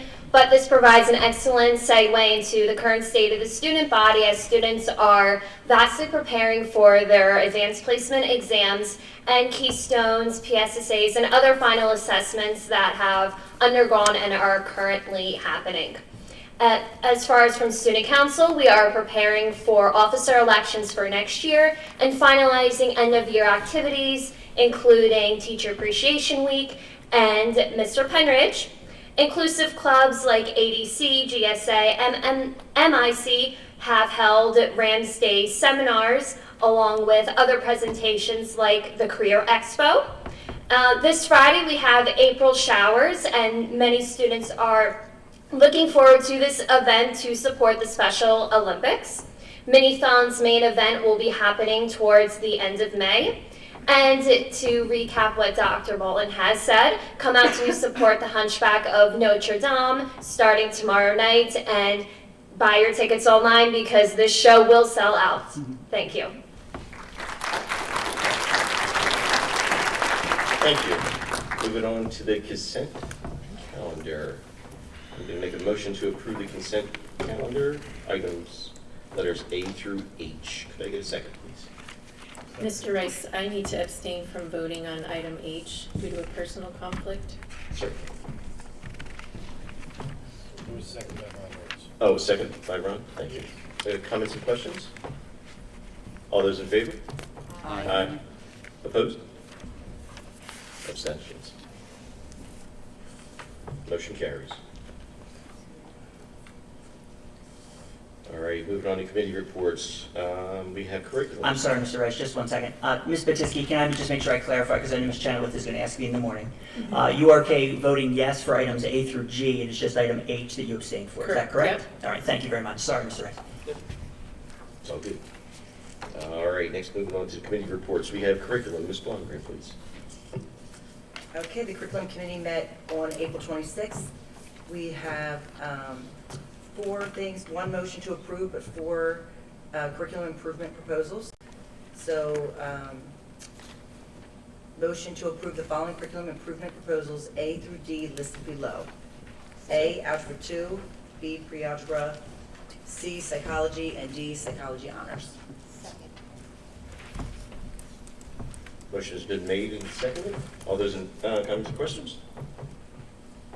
All those in favor? Aye. Opposed? Motion carries 9-0. Okay, and the next curriculum committee meeting will be on, be announced, okay. All right, moving on to facilities. Mr. Cormack. Thank you, Mr. Rice. Moving on with the facilities meeting, we're looking for approval of obsolete items A through E. We could go through the list if the audience would like that, but I'm looking for a motion. I will second that. Motion has been made and seconded. Comments or questions? All those in favor? Aye. Opposed? Motion carries 9-0. We have a motion to accept and award District Support Center walk-in freezer to McCloskey Mechanical Contractors for $135,500. Motion has been made and seconded. Comments or questions? All those in favor? Aye. Opposed? Motion carries 9-0. A motion to accept and award David Blackmore and Associates, Inc. in the amount of $5,406 to provide geotechnical and construction quality control services. Seconded. Motion has been made and seconded. Comments or questions? All those in favor? Aye. Opposed? Motion carries 9-0. This is going to be a fun motion for Siler Elementary School. A motion to approve Siler Home and School Association to purchase and install Gaga Pit at the Siler Elementary School. Motion has been made and seconded. Comments or questions? All those in favor? Aye. Opposed? Motion carries 9-0. The next facility committee meeting will be announced. All right, moving on to finance. All right, first one is approval of contracts. Motion to approve the contracts A through F listed below. Could I get a second, please? Second. Thank you, sir. Got a motion and a second. Comments or questions? All those in favor? Aye. Opposed? Motion carries 9-0. Flipping pages here. All right. Motion to approve the consulting contract with Vermillion Consulting. Could I get a second, please? I'll second. Got a motion and a second. Comments or questions? Yes. Go ahead, Ron. Okay. Thank you for everybody who showed up tonight to talk about what a mistake this is, and it's nice to hear the community come out again. I know a lot of people stopped coming because we just don't listen to you, but there are so many things wrong with this contract and the process that the way the board is handling this. So where do we start? We'll look at a brief history. It's brief for me because I found out about this 2 p.m. yesterday when an email was sent out by our superintendent, who also had only found out the night before. I heard anything from board leadership, and so I reached out to him, and surprisingly ended up getting a response, and I really haven't gotten any responses for the last few months. Typically, a contract comes from the administration. They do this all the time. It almost always is reviewed by our solicitor, who weighs in on whether or not we should sign it. That's a very critical part of contracts, as any person with any business background would know. That, however, was not a contract that from the administration, but it actually came from the board. It was not reviewed by council, as far as I know. I did review the document. Nobody mentioned that in the release. Certainly not something that happens frequently when it comes from the board. So what is the contract about? I'm not going to repeat all that. You all did your research. You know it's not, there's so many things wrong with it that I won't even repeat all that, so I appreciate So we talked about Jordan, Adams, and Vermillion. So, and somebody else brought this up already, but I want to say it again. So when I ran, it was parents over politicians. To me, that seems like a joke now. We are now potentially signing a contract where an outsider with the political motivations is going to help us shape our curriculum. Our staff is more capable of handling this, and they are the experts in their field. I thank them. Sounds unbelievable, but now we're going to try to get someone who is unqualified and is definitely partisan to help our experts. You wouldn't believe this is happening, but it is. And only with 24-hour notice. So why weren't the parents included? Well, it was 24 hours, that's all they had. So. And then, to finalize this, so I think this is an insult to the community if we go ahead with this, and it certainly shows we're not listening to the parents and to the students. So, and I was surprised that so many of you showed up, and I'm thankful for that because you only had 24 hours to figure this out. So this is a disgrace if we go through with this. It shows a lack of leadership, business acumen, and the communication is just poor, beyond poor. Emails are not returned, nor is there any type of vision on how to improve the school. We also have no concept of doing what's right for our community. In all my years serving on boards, this is by far the most dysfunctional board I've ever seen. And one more sarcastic note, sorry. I'm pleased to report that Hillsdale's curriculum actually requires 4 years of high school social studies. So maybe we should have had them in here a little bit earlier in the year, and maybe they could have talked some sense into this. I got that. No, that was sarcasm. So I wanted to address, there's no objection to wanting to broaden the resources. I mean, going on 2 or 3 years ago now, I was the one who first brought up 1776 Unites project. I have no quibble with that. I think that the founders of 1776 Unites, like Robert Woodson and Carol Swain, would actually quibble with people suggesting that they are not representing the civil rights movement properly. If you haven't looked into who the founders of 1776 Unites are, I encourage you to do so. The problem with this contract is, as Ron has already said, it wasn't something that any of us were aware that was going to happen. It is for someone that none of us know. We don't know about this guy, no idea where he's coming from. It's for $125 an hour for an unspecified number of hours and an unspecified length of time. He's also going to be granted, reimbursement for his expenses. Those expenses are unspecified, and there's no apparent limit to those expenses. And I know you guys are going to roll your eyes, but I have to bring up the medicine ball example again. We had one of our phys ed teachers presenting a very important course to help our children pass the candidate's fitness assessment to get into the military. They were finding that it was hard for our students to pass the course. So Mr. Mignona, a veteran who's done multiple tours overseas, wanted to do a phys ed course that would train our students to be better prepared for that. And Mr. Mignona, nicest man, he was, put on trial for wanting to buy medicine balls. These medicine balls were like $50 a piece. But we sat and questioned him about these medicine balls at length.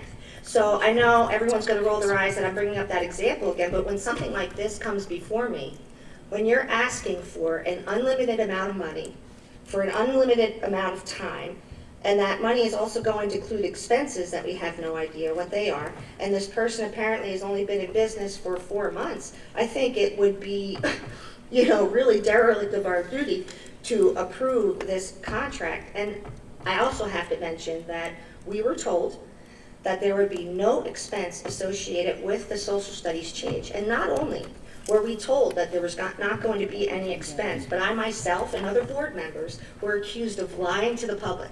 We were accused of misrepresenting what was going on when we tried to tell you that, of course, there will be expenses associated with trying to change curriculum. But no, we were labeled liars and misrepresenting things and blowing things out of proportion for you. And so I just want to get that for anyone that's confused. We didn't know about it. I'm obviously not in support of doing it. And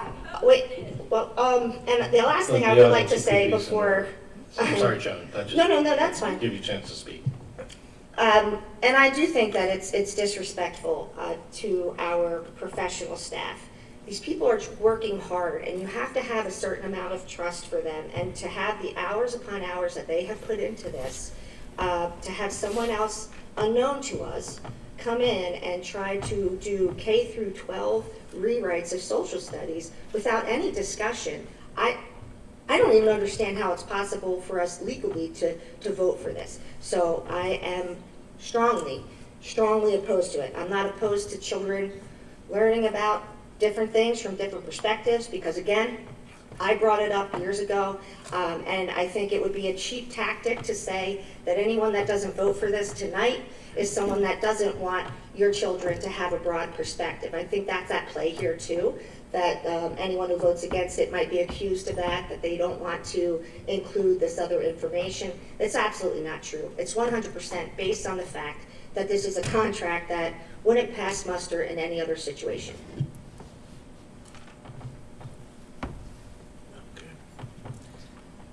Okay. I would. You go ahead. You go. Okay. I'll start with the $125 an hour that has been brought up multiple times. And what I would like to know is, where was all the public comments for other consultants that we brought on? So we have brought in 2 consultants in 2020 where we paid them $4,000 a day. We also paid their travel, lodging for 3 nights, meal allowance, and there's more, this is just one piece. Meal allowance, $50 per day. That's not on the Vermillion contract. These consultants are also not from Penn Ridge, but no problems there. This doesn't feel authentic to have a true concern over this contract specific. We recently had a... Listen, please be in order and allow everyone to speak. Please, do not, I'm sorry. Everyone has an opportunity to speak. It's now Jordan's opportunity to speak. Please be in order. In the fall, we were asked to vote on a professional to come in for Teacher in Service Day for the day for $13,500. We did vote against that one. We brought in a different speaker who taught at the California State University. So again, not from Pennsylvania, not from Penn Ridge, from California, where you could also say that maybe that's coming from a more liberal or activist school. We paid that person $9,000 for the day. And if you break that down per hour, that's $1,285.71 per hour. I also am missing another consultant that I did not look up that just dawned on me, so I will be happy to get that information for you. When we go over contracts as we've approved tonight, there's multiple of them. And we do not discuss it. I can only speak for myself. My term on the board, we have never discussed the credentials of anybody on them. But I will give you credentials. So here are the credentials. And we're talking about it now. It's a public meeting. So you can say, where were they? It's a public meeting. We're talking about it now. That's fine. Combined decade of first-hand education experience from teaching in classrooms to coaching teachers and reviewing and writing curricular. Former teacher of history, civics, economics, and Latin from 3rd grade through 12th grade. Serves as social studies department chair. Teacher, coach, and trainer focused on social studies. Visited dozens of schools across the country to observe classroom instruction and meet one-on-one with hundreds of teachers, listening and working with them to strengthen their instruction. Provided professional development presentations on related curriculum and pedagogy for teachers and administrators. Oversaw the curriculum instruction-based projects for a network of K through 12 schools. Vetted and reviewed hundreds of curricular resources. I will not continue to go on. There are plenty of credentials. This isn't something that was like, oh, gee, let's just put this on here. And you can say that that we do that and we should go to the teachers, but I would love to know that if the teachers were involved and when we hired the previous consultants, and was that taken on to effect? And I would be shocked if it was. When I ran I did run on transparency and I ran on academic excellence, as well as I was also elected to get the bias out of our curriculum.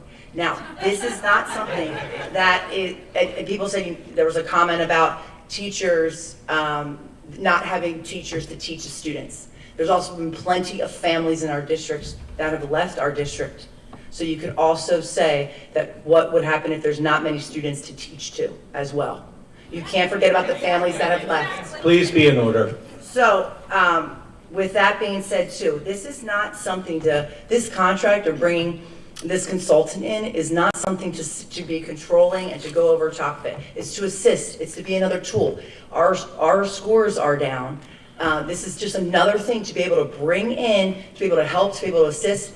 And I know there's some slack that's been out there for the Hillsdale and the 1776, but the 1776 curriculum, and I'm not even saying we're going to use that through K through 12, or that's something that we need to be like, use everything. But that curriculum is over 3,000 pages, and I've heard so many people come up and speak about it and how biased and how racist it is. And I've read lesson plans from it, and I would encourage you to do the same thing. Again, not saying that we're taking it from we're not taking the whole curriculum and we're embedding it into Penn Ridge, but it's just, people say, I'm glad you do your research tonight, but like, truly do your research. Look up other consultants, the ones that we have hired on. It just doesn't, again, just coming out to complain for this one contract, and there's been so many previous. Again, it just feels like somebody spoke about the Cultural War. That's what it feels like as well. That's all it feels like. With the other contracts, we have. Okay, well, I'll wait. Okay, first of all, I did not know about this whole refusal to buy medicine balls or staplers, but if anyone wants to put that on the board agenda, I didn't think that The came to finance us. committee, But or no, I I'm would sorry, be it was the happy- curriculum committee meeting I'm last happy year. to buy as many medicine balls and staplers as our staff needs. So if you need any, please let us know. I'm happy to purchase them. I think there's plenty of money to be purchasing things like that, and I can actually come up with plenty of other ways that we can save money. I will say the selective outrage from some people who came here and advocated for the curriculum that was approved a couple of years ago, that was done with the assistance of consultants that were two consultants who were charging $600 an hour.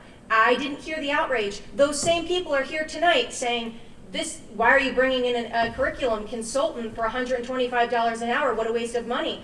I didn't hear any of those complaints 2 years ago when we had two consultants, $600 an hour. And guess what? Our scores have been going down. And you're saying, hey, what are you doing? Why are you bringing a curriculum consultant in? Our scores are going down.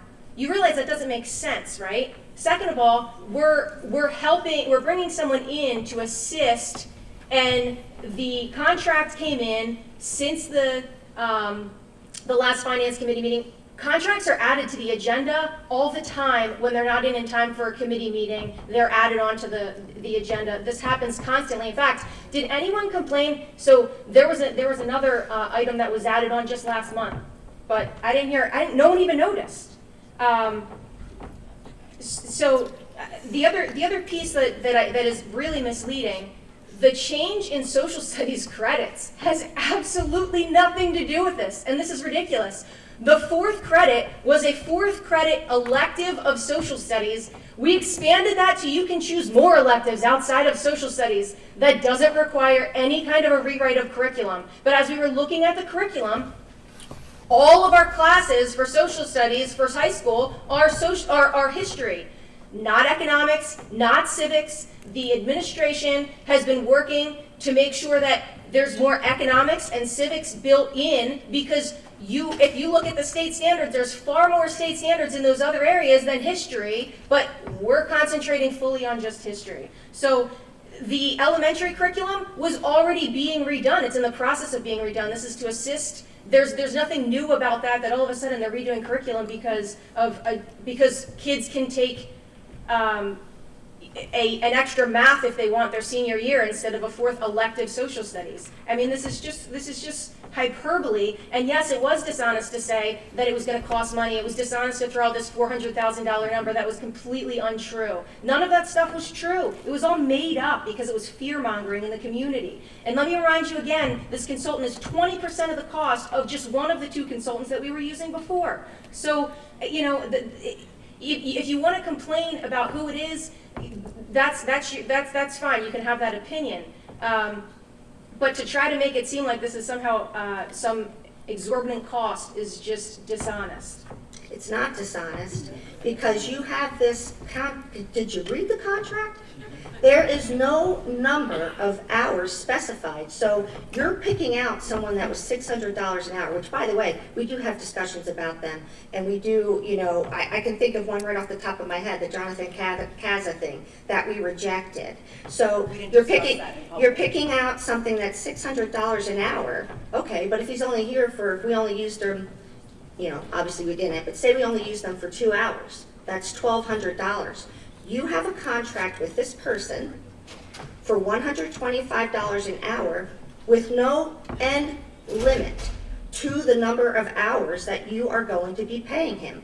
You have no end limit to the amount of money that you're going to be paying him for expenses. That's the issue. And yes, there was an email sent to this community saying that you would not be spending any money on these changes. Those are true. Also, if you want to look back at the meetings, it is on video, of course, all of our meetings are, where we had these debates about medicine balls. But again, you have no limits, we have no idea what his expenses will be, you have no idea how long this contract is going to continue, and if you just got it, what is the harm? Like I'm going to ask every time, what is the harm in having the conversation then? Allowing people, maybe looking at other consultants, because when we rejected that one, you know, the Jonathan Kaza, when we rejected that, then Dr. Bolton had to go and look for something else. You don't know what you're spending. And you can't say that you're fiscally responsible if you have no idea. You can't right now give me a number of what you're going to spend on this. And to try and flip this around and frame it as people being against, you know, being selectively outraged is just incredible. This is a terrible contract that you have arranged, and it was arranged by one person without knowledge of the rest of us. So, yeah, tell me, how much money is it going to be? What's the bottom line? What are we going to pay? $125 an hour, and it'll be as needed. How many hours? Well, we have to How start- many, we have to- how many hours? Well, you want, Okay, but you're hold on, approving we're a gonna- contract that doesn't have any limit. We're gonna move on down to the right of me. Wait. You are, tonight, if you approve this contract, this is what happens. You approve the contract is then signed by the president of the board. It's signed, and it will be signed with no limit to what you're going to be paying him. That is why it's important to have these discussions beforehand. You can't give this contract to the president of the school board to sign without any limit to the number. You can't say, hey fella, we're going to give you $125 an hour, and we're not limiting what you're But going we to are get. fiscally responsible. We're not raising taxes. We have a balanced budget. That's not going to happen. But you are spending money on this, and you have no explanation of what the total cost is going to be. Just to please acknowledge No, but that. even with the additional money that you're talking about for social studies, even in our general fund budget right now that's coming up, you keep focusing on the fact saying that you said you're not going to spend any additional money on social studies, okay? Because you did. No, listen, wait. Please be in order, everyone. Thank you. There are normal expenses that get spent every year in the budget. Okay, how many of you looked at the general budget and how many you looked at the slide on saying how much money we spend in curriculum? Okay, How much nope, money? I'm getting that. how I'm much talking, money will you pay nope. this District-wide K through 12 science this year, $145,165. Math, $153,742. District social studies, $36,308. Language arts, $167,285. It's not going to be additional expenses to try to be putting things in order that we already do not spend. So stop acting like this is something that if we don't spend any money, every year we spend money to improve our curriculum, to better it. Your specific words to the community were, No additional and you called us all liars. So when someone calls me a liar, I want to have that clarified. I did not lie. I absolutely spoke the truth when I said to the community that you can't change curriculum without spending some money. But you and others accuse me of It's separate from the graduation requirement, Joan, and you keep trying to loop it with that. Did I loop it to the graduation requirement? Ladies. I am 100%. specific. No, Ladies, I am ladies. specifically tying. I am Ladies. specifically talking about Ladies. this contract, Dave. I am specifically talking about Trying to this get to the rest of the contract. Can I just? Well, can but we- again, Actually, we do not have a total number for what this expense is going to be, and it doesn't matter what it, you could talk about the budget and how it's balanced and all of that. You do not approve a contract that does not have what your expectation is going to be, what your responsibility is going to be. You can talk about other budgets and buying staples and all that other thing. Yeah, you're not going to have an exact number for how much you might spend on that. You have an allowance that we as a board approve. I allow $100,000 for paper.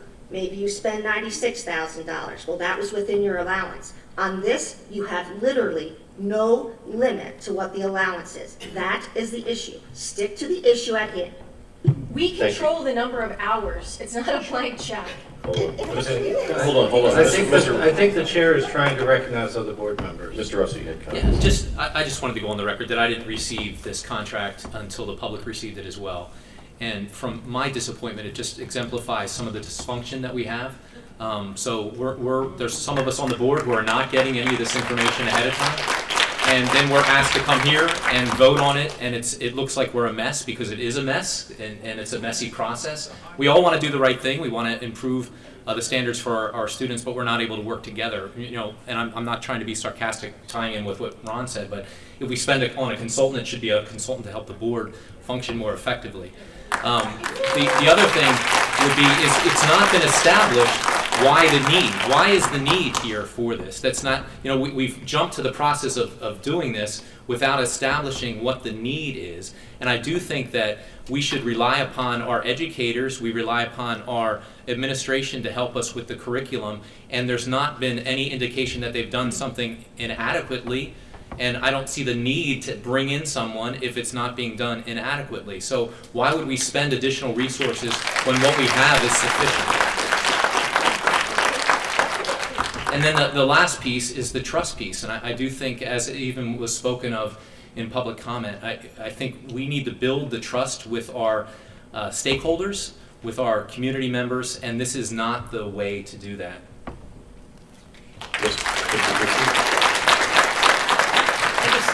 Wanted to add that I'm disappointed in the process. And can someone answer the question why we haven't brought it up in a curriculum meeting? I think it's been several months since we've talked about social studies curriculum changes. And is it accurate that the client is listed as David Rice School Board President rather than Penridge School District?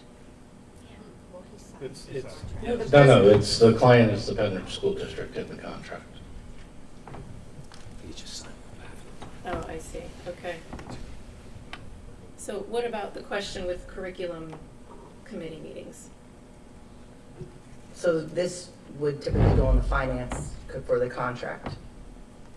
So when you say curriculum committee meetings? Well, to discuss why we're doing it. Well, it's to bring it, Christine, you and I ran too on having like curriculum review, have them come in. So when we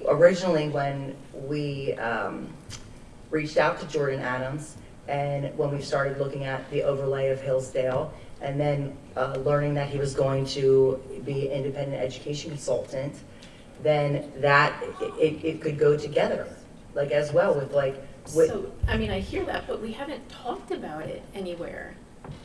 We've always talked about that. We even ran on that. So I don't know where, like, if this is a contract to bring somebody in to review curriculum, and now also we've been talked told about social studies curriculum in months. It's been several well, it's not months. ready. Just like everything with other social studies, until it's like ready to roll out. We don't talk about all those other things. That never happens. It comes when it's ready to be presented, and then you discuss it and those kind of things. This is a contract. Come in and help with some of that as well as reviewing. When was the discussion, about the Please be in curriculum order. consultant last time? There was no discussions. It appeared on the agenda, there was no discussion, everybody voted on it. There were no conversations about the curriculum consultants that were voted on before. Well, They even were if it was just bad voted practice through. then, it doesn't need to be repeated. Well, no, but it's a new curriculum consultant. The idea was to bring in someone to help and support people. You all keep complaining that people are spread too thin. They have to, so this was to bring in support and extra help for them to be able to.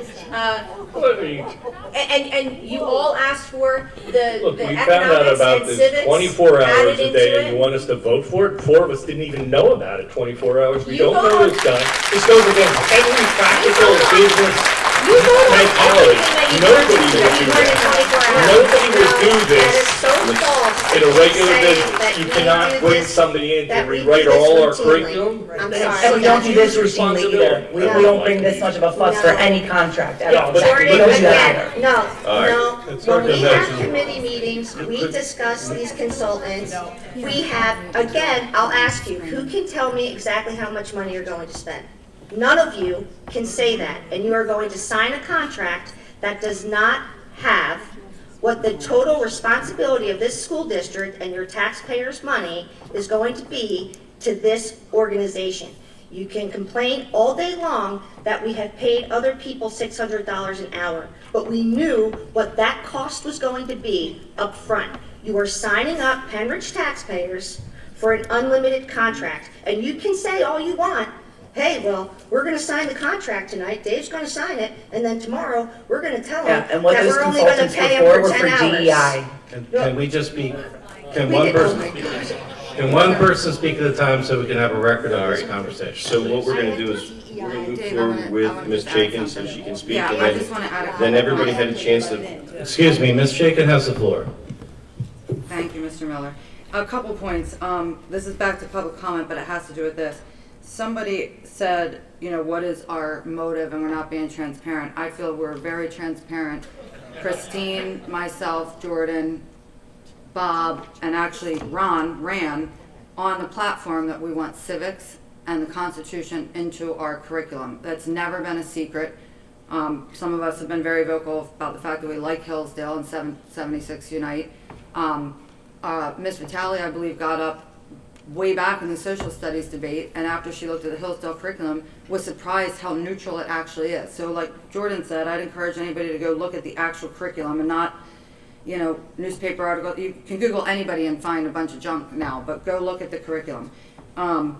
As far as the secrecy, there was no secret meetings, or I don't even know where that comes from, but my understanding, I think to Christine's point, why this was short notice, which does happen with contracts all the time. In fact, I would challenge anybody to explain PBIS rewards to me. We just approved that. Music EDU, we just approved that.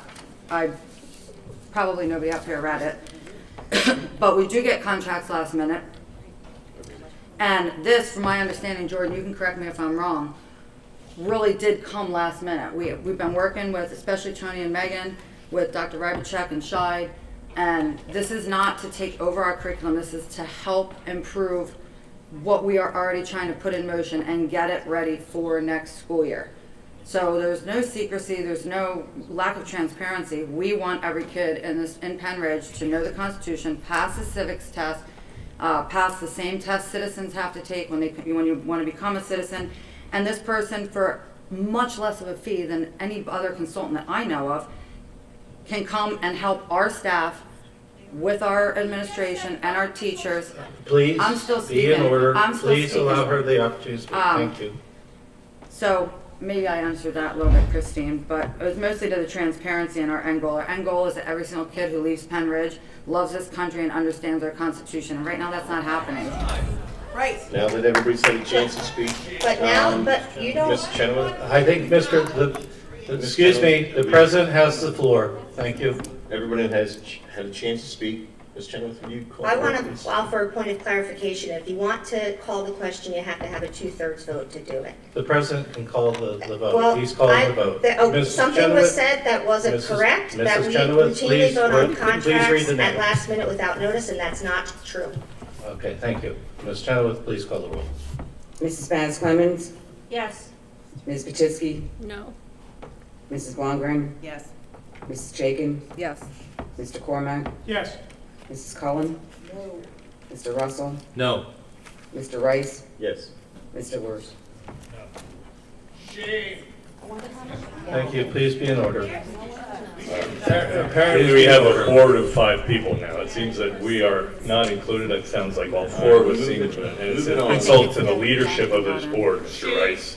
You have made no effort to bring this board together, and you are doing a horrible job and letting Megan run the show. The next finance committee meeting, to be announced.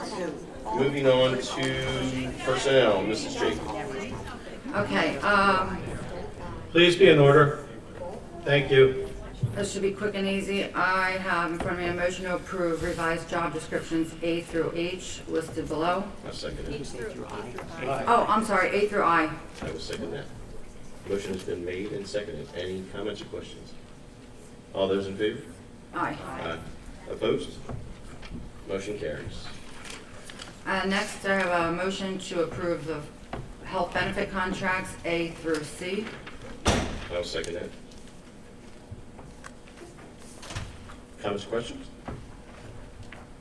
All those in favor? Aye. Opposed? Motion carries. And lastly, a motion to approve resolution regarding employee number 7502. Second that. Motion has been made and seconded. Comments or questions? All those in favor? Aye. Opposed? Wait, can I, that was the health benefit?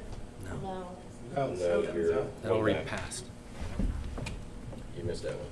Sorry. That one's the last one, regarding employee 7502. All those in favor? We said that. We did 9-0. It's all good. Moving on to policy dispatch funds. Okay, thank you. The policy committee met on April 11th. And I am going to first make a motion to approve certain policies that are up for first read. I'll do items A and B first. A second. Or are they identified as A? Mm-hmm.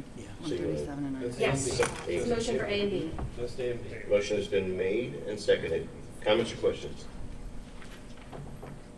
All those in favor? Aye. Opposed? Motion carries 9-0. Okay, could I get a motion to approve policy number 720, use of restroom and locker room facilities? I'd like to make a motion to pass bathroom policy, but version 3 from our 4/11/23 policy committee meeting on sex-based bathroom policy. There was a I'll motion second that. on, okay, Megan's motion was on the floor first. No, I asked for a motion, I didn't. Did I ask for a motion? Okay, that's fine. Then the motion's in order. And the motion is for version 3. I'll second that. Oh, I'm sorry. Comments or questions? Yeah, I have a comment, and I appreciate all the public feedback. I know we've gone round and round with this, and I've said this previously, but I just want to say again that my issue with the version we have is that, in my opinion, under no circumstance ever should a male and female be anything less than 100% clothed in the same room, and this policy does not offer that. So that's what, meaning version 1, which is why, if that's what we vote on, I would vote no, but I am in favor of version 3. Any other comments? I don't think that version 1 was what we agreed on, as far as a mixed locker room. I don't recall discussing that, so I don't know who came out with it, So- but I think we should table the whole thing and start over. 'Cause I this is agree. not- This is not right. This is first read. This is, the motion is only on 3, Brian. So this is another attempt Well, to That's push people into having to vote, so later on, they can go out and say, certain people voted against having separated For bathrooms and locker sex-based rooms. bathrooms. Right, so This is you're first doing read. this so that you can force people into having the vote tonight. Do we have the policy to project up onto the screen? The policy Because We the can pull it public up is from the not policy going committee to meeting. have, so a couple of things. If you're going to put up a different policy from what was on the agenda, then I believe that that public comment is required because it's a new proposal. No, It's something that was, no, It's no, another surprise. no, Anyone can make any motion to approve any version of the policy. The policy was on the agenda. Anyone can make a Policy motion was to not. approve any version of that policy. well, I would like to see, but again, I have to ask, why would this be something that, would be, oh, we're gonna change it now? Joan, we've been doing this for 7 months. You know Alright, how but- Jordan and I I don't think feel the and public's how. seen version 3. Has Well, has we've the been public getting seen it? emails for And no, 7 no, months, keeps and getting how long do we changed all have the to time. That's talk the about it? problem. Just vote. I know that, but why was there no notification today that this would be proposed? If we have it, can you project it, please, so that the public actually knows what's being voted on? The public knows, every Now, public but comment version was. 1 was changed, so I don't know if you changed version number 3, Yeah, I know. so, Jesus. Version 1, just to be clear, what Ron is trying to explain for the public that didn't have the benefit of, you saw what was attached to this agenda. And when I saw what was attached to tonight's agenda and people were starting to contact me about it, I'm like, what are you asking me? Because that is not what I agreed to. So when I was able to get home from Harrisburg today and I looked at it, sure enough, policy 720 version 1 that was placed on this agenda is not the same as what we had agreed to. So to Ron's point, I would like to see, since policy 1 was changed, or version 1 was changed without my knowledge, I would like to see policy 3, or version 3. What was changed about version 1, Joan? Version 1 now says that the locker rooms would allow people of opposite biological sex to be in a locker room if that's how they identify. That would No, be the gender no. identity locker facility. that No, we've been but talking it about. doesn't say separate. It does not say separate. And there was no one who agreed with the idea that opposite sex people would be in locker rooms disrobing together in a common area. That was never something What then was that the gender anybody identity locker room that we've been would talking about for months? separate facilities. What was put on the agenda does not indicate a separate facility. That's what is missing. So I want to see. Dr. Boatman, can you policy please 3. confirm, because we Version had 2 policies on the policy committee agenda.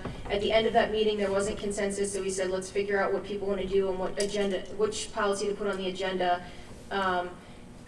Were there changes made to these policies? Was there a change made to this since we saw it at the policy committee meeting that I'm unaware of? When you look at version 1 from the April Policy Committee to the version 1 tonight, the only changes were made were the ones that Ms. Summers sent out that were documented to the board that moved 2 pieces from definition to guidelines. The language itself did not change. Those are the pieces that are crossed out in red on the version that was posted on the agenda tonight and were moved to, I believe, green later in. And then there was the word visitors that was added to further clarify who we were speaking to, because it only talked about volunteers. We wanted to make sure that we were being clear that it's visitors as well as volunteers. They are the only changes. As I'm looking back at the April version 1, the part on student locker room access is identical to the version 1 that is posted tonight. The intent has always been, and obviously if the language is not clear, could move from first read to second read, so if it's not clear, but the intent was always, just like with the bathrooms in version 1, that there would be sex-based bathrooms, and in the buildings where it was a necessity, there would be gender identity-based bathrooms. The same thing would be the same for locker rooms. And so that was the intent, and so whether if the language is not clear, we obviously need to improve on the language. But that has always been the intent, and the language did not change from the April Policy Committee to this evening Right, for so why version wasn't that brought up 1. then, in that meeting? Nobody. It was not changed, but Jordan. you just said it was changed.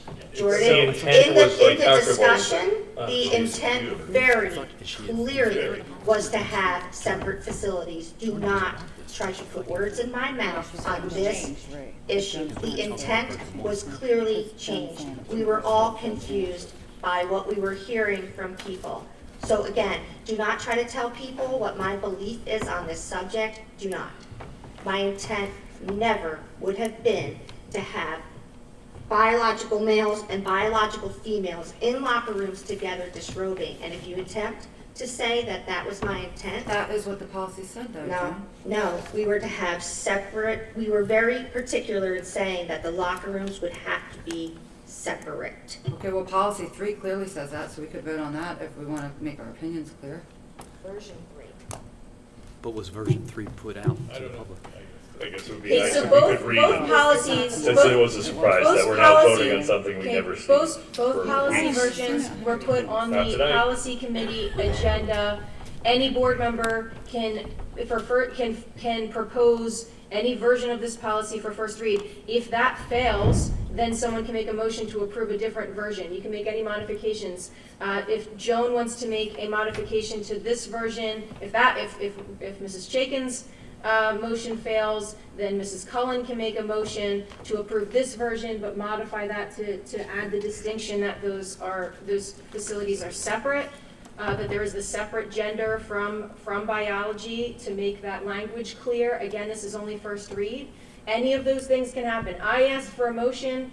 That was the motion that was made. That's the one we have to vote on. If that fails, then Mrs. Cullen, you can make a different motion and modify the language however you want. I'm not asking to modify it. I'm asking to have it projected on the board. And I know that you're saying that this was something that was already, but I think we can all agree that there was a lot of information swirling around. So I would like us all to read through it again. My computer's not working, But but I have just a point of clarification. When we discussed it at the policy subcommittee meeting, it was to be spoken to or spoken about further with our council. And then it was my understanding that we were going to try to figure out which pathway we were going to go and work on that one. But it doesn't, this seems like somewhere somebody determined to go with 1 versus 3. I don't know when that decision was No, made. I actually polled everybody. I did get the motion, that's why version 3. Okay, right, Dave, I apologize. Yep. And then, but then the part of this Version 1, language. yes, I'm sorry. Version 1, it was the majority, that's why it's moved to the agenda this evening. The only thing that still needs to be tweaked further is what we had said. Well, one of the things is what we had said about it was not clear as to the separate facilities in there, and there was some suggested language in there. And then I also think with the addition of visitor, you need to add, if the majority goes with this policy, you need to add that to the last section dealing with restroom access too. It needs to have visitors, parents, volunteers included in that. My preference would be to send it back to committee to actually work on it further. And we've also had some good community input on this too, and there's been some issues raised that I think need further clarification on it as well. So I'm not in a position to prove it. It just feels like it's too loose at this point, and I think we need to get further clarification at a committee level that we can actually work on it. This is first read, so that's what happens. Yeah. No matter what version gets passed, it goes back I'm to saying, committee. okay, That's- well, I'm saying that I don't even want to pass it at first read if it's not clear as to even which policy we want. So the current. Well, your the current- vote makes it clear which policy Excuse me, you Ms. want. Pants, comments. The current motion on the table is version 3, which is up here, which is segregation based entirely on birth sex. If the board wants to pass it, they can pass it, it's first read. If the board is uncomfortable passing it because of the disagreement that clearly exists among the board, they can vote it down and it will go back to committee anyways. So that's what is before the board right now, is the motion on version 3, which is up here now. The question is, an affirmative vote would be a yes for the first read, a negative vote would be a no on the first read, and then you could either make another motion or send it back to committee. if we vote yes on it for first read, and you add, because the visitor thing is important, that wouldn't change it, would it? But Joan, he's talking about first read for version 3, and I think you're talking about. No, first read for version 3. We need to add. Yeah, let me clarify what would have to change, because we obviously didn't make the adjustments to version 3 because we were asked to do that for version 1. So version 3 is being projected. It is taken straight from the April policy committee. There were 2 versions considered. Obviously, if it's passed, we will post it up on board docs accurately. But if we look at the section marked definitions, what are the second and the third paragraphs that don't actually have, the italicized bold words at the beginning, those two paragraphs in their entirety would be copied and pasted under guidelines later in the policy. So the language would still be there. They are just not definitions. They are part of the guidelines. And then if you go to page 2, Mr. McCullough, there's an area called scope. Near the end of scope, it says district staff, students, parents, and volunteers. That is where the word visitors would be added. That is consistent with what we did to version 1, and that came out of the policy committee conversation.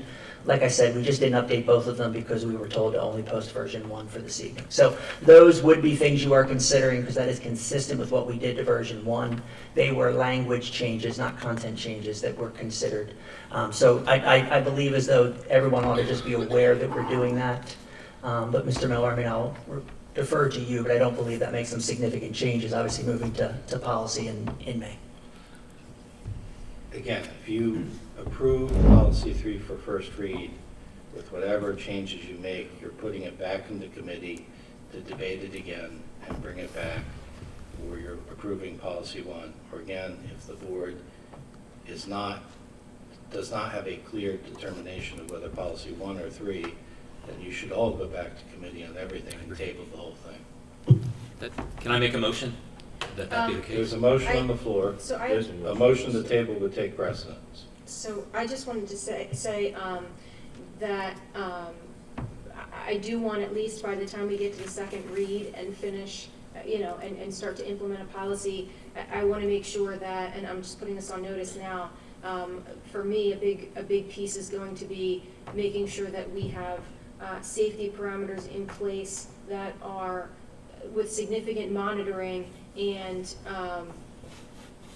my concern is the single-user bathrooms. I want to make sure that there is added safety and security to the single users throughout this process before this gets approved. So hopefully we can make sure that conversation happens with safety and security before we get to that point. And honestly, it doesn't matter because it really is a problem that exists. It's a concern. I shouldn't say problem. It's a concern that exists now, even before we pass the policies.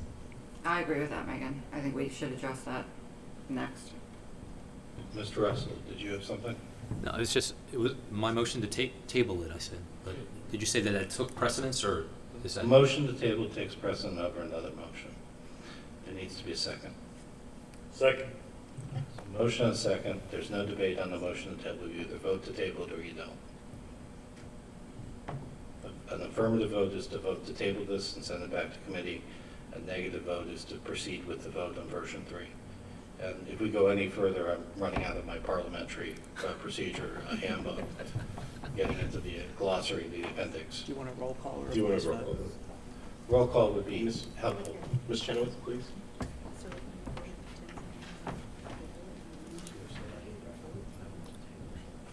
Mrs. Spanish Clemens? No. Ms. Patisky? Yes. Yes. Mrs. Blomgren? No. Mrs. Chaikin? No. Mr. Cormack? No. Mrs. Collin? No. Mr. Russell? Yes. Mr. Rice? No. Mr. Word? Majority of the board having voted not to table the matter, the motion still stands. It's made by Ms. Panis Clemens and seconded by Ms. Chaikin to... It was made by Mrs. Blomgren, Oh, seconded by Mrs. Chaikin. Sorry, my apologies. Ignore me. But the motion to vote affirmatively on version 3 is still on the table. So now can I ask about the gender identity definition? Because it was raised, I think it's a good question. This definition says, gender identity means an individual's deeply held belief of identifying with their sex, the opposite sex, some aspect of both, or neither of these. So if we change that definition in the next read, is it going to be second read or first read again? If you're going to change the definition that's in there, it's a substantial change. It's going to go back to first read. Okay, well, I think that question that was raised about the definition of gender identities is an important one to consider. I hadn't thought of that, like what do you do if you have neither of these? So I'm confused. What about that though changes, what are you suggesting the definition should be? I don't know. I would like to ask council, because I think it is an important question to say, if a person says, well, I'm neither of these. So you would, actually, I don't know why it would be in here if you're going to go with biological sex in the first place. That's what I was just gonna say, in this If scenario. you're gonna go with it doesn't biological matter. sex, it doesn't actually make sense because it would be irrelevant. So it was my understanding that these two versions were brought up and debated at the committee meeting. And it's clear that at this point, there is not a lot of consensus on the issue. And I'm happy to advise the board, but I will do so in executive session because it has to do with a legal issue about what happens if you remove that or change that or anything like that. And I'm happy to have that executive session with the board. But in terms of doing surgery on the policy that's up on the screen, if you're going to take the definition out or amend it, that's going to be a significant change, and you're going to go back to first read under your policy.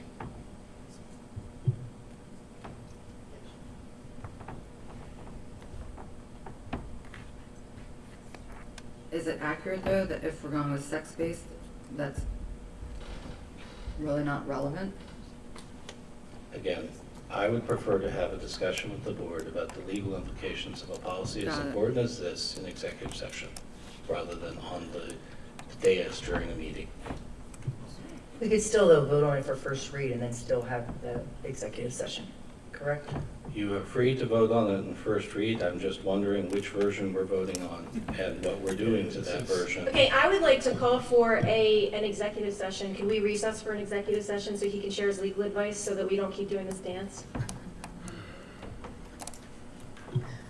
Mr. Rice?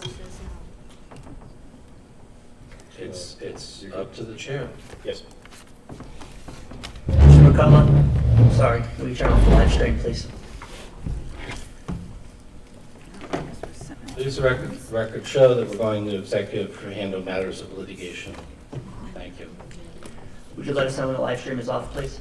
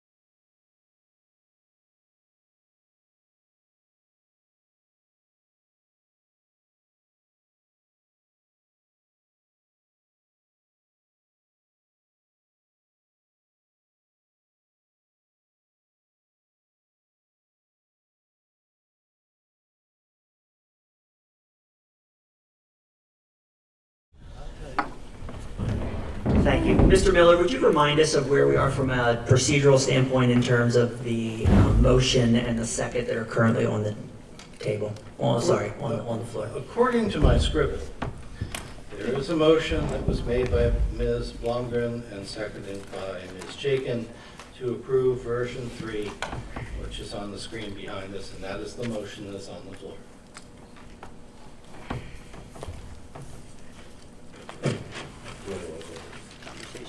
Wait, so we're Comments voting or on, questions?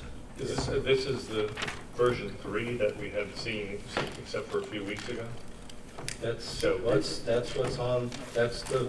I know, I didn't get a chance to read it all, so I can't vote for something that I just saw put up on the screen that I hadn't seen for a few weeks. So. But you had to give your, for the polling, so wouldn't you have reviewed both before? I was you were voting going to on, vote I was for? voting on version 1, that's what we were supposed to do. She means when you had to decide which one you wanted on policy, you had to read them both. Yes. It's the same one. I don't know if it's the same thing, it was surprised that it's back up here, because the version 1 didn't seem the same to me either, so I'm gonna vote no. But Dr. Bolton just confirmed it was. I don't think Jen would just change it on us without telling us. Any other questions, comments? Mr. Chenley, could I bother you to roll call vote, please? Thank you.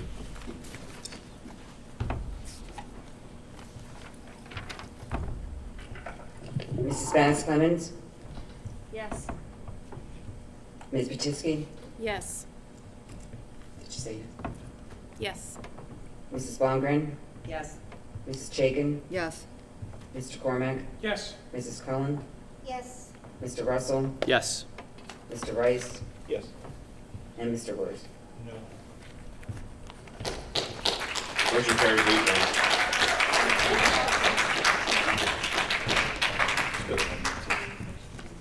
Bill Megan's report. All logged out of our computers.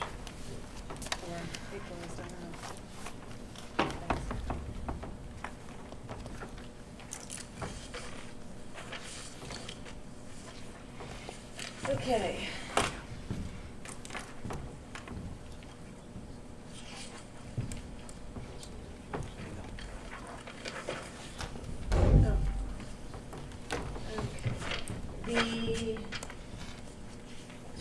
I'll make a motion to approve policy 119 for second read and final approval.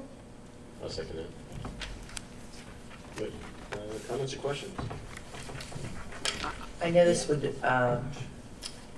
take this back to committee, but with the community members' comment based with the NOVA and the second grade presentation with the puppets, I would like to add to the policy that parents should have to opt in for third-party presentations as well.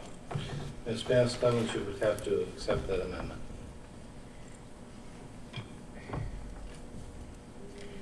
When did we, can you refresh my memory, because that's what it originally said. When did we change it so that it doesn't say, so that it made it because right now they have a choice between opting in or saying, I'm fine, I don't need to, right? I'm trying to remember, was that change made at the last board meeting when we voted on it for a first read? Wait, I'm confused. I Isn't don't- that on a different policy altogether? Policy 119. I think the resources is a different policy. Right, so that was like the resources, but I feel like this would, I guess you're right, it could go under either. But that, it's already in I think there. it's in there, It it is just already wasn't one of This them. isn't a survey. You're right, but can we get clarification if that is something that would go against that policy that If without you getting amend that curriculum? policy, it would, I'm sorry, the presentation? The presentation's not a survey. Right, so, That would be considered a resource, so I think it would be on the so it resource would be policy. under But I think it resources. So is as long there. as it's covered there, and we need to learn from that and make sure that we're following the policy that parents do need to opt their child in for those kinds of things, then you're right, we are covered already under policy. Well, the board is also required to approve all curriculum, and that's curriculum that wasn't brought to us for approval. So in the future, we just need to make sure that all curriculum comes to us from. May I just remind everyone that the motion on the table was to approve policy 119 and then there was an amendment. The amendment hasn't been accepted. Is it going to be accepted or withdrawn? I would suggest not making the amendment. Right, until we figure out which policy. Well, because I don't think that what you're trying to do necessarily applies to this one. I think that's in a separate policy. Okay, so we can double that. Ms. Blackman, are you withdrawing? Withdrawing. Okay. So the motion stands on the table to finally approve 119. I'd like to make an amendment to add the 8 protected areas from the Federal Protection of People Rights Amendment to further clarify the definition of controversial issues, or to pass or consider policy 235.1 from PSBA, which separates surveys into its own policy, rather than combining it with controversial issues. So I think this policy is consistent, the language in this policy is consistent with our other policy, and those terms that you're talking about don't line up and don't cover all of the same things. So you wouldn't be covering all the same things in this They policy. cover more. The 8 areas cover more. Political affiliations, mental or physical problems, sex behavior or attitudes, illegal, antisocial, self-incriminating or demeaning behavior. Number 5, critical appraisals of other individuals with whom respondents have close family relationships. Number 6, legally recognized privilege or analogous relationships. Number 7, religious practices, affiliations, or beliefs of the student or student's parent. Number 8, income. That's more than we define in the controversial issues definition.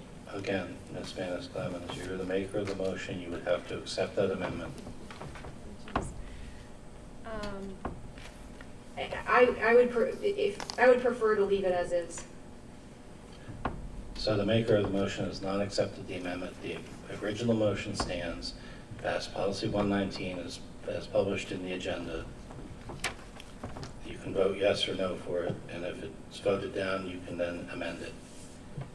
I have a comment. I thought that we talked about removing informal from formal, and the still of the word is informal on page 2, paragraph 2, and then I still don't, I thought that I asked at the last meeting, and it was going to get revised, where we'd be able to differentiate between just student surveys, whether it be an NCAA bracket or something like that, as opposed to something that was more substantiated. And I still don't see that in here. I'm not sure how we're I think parting that out. at that last meeting when we talked about that, we, because now we're only talking about controversial issues, Yeah, but that's irrelevant. Because I would have it's not thought that it would have been controversial. irrelevant if it was just controversial surveys, but it talks about require review of surveys and parent signature before participating in surveys. So sometimes we use the word survey, and sometimes the use of the word controversial survey is used. So it's inconsistent within there. If it's only controversial surveys, I would agree, let's just keep it that way.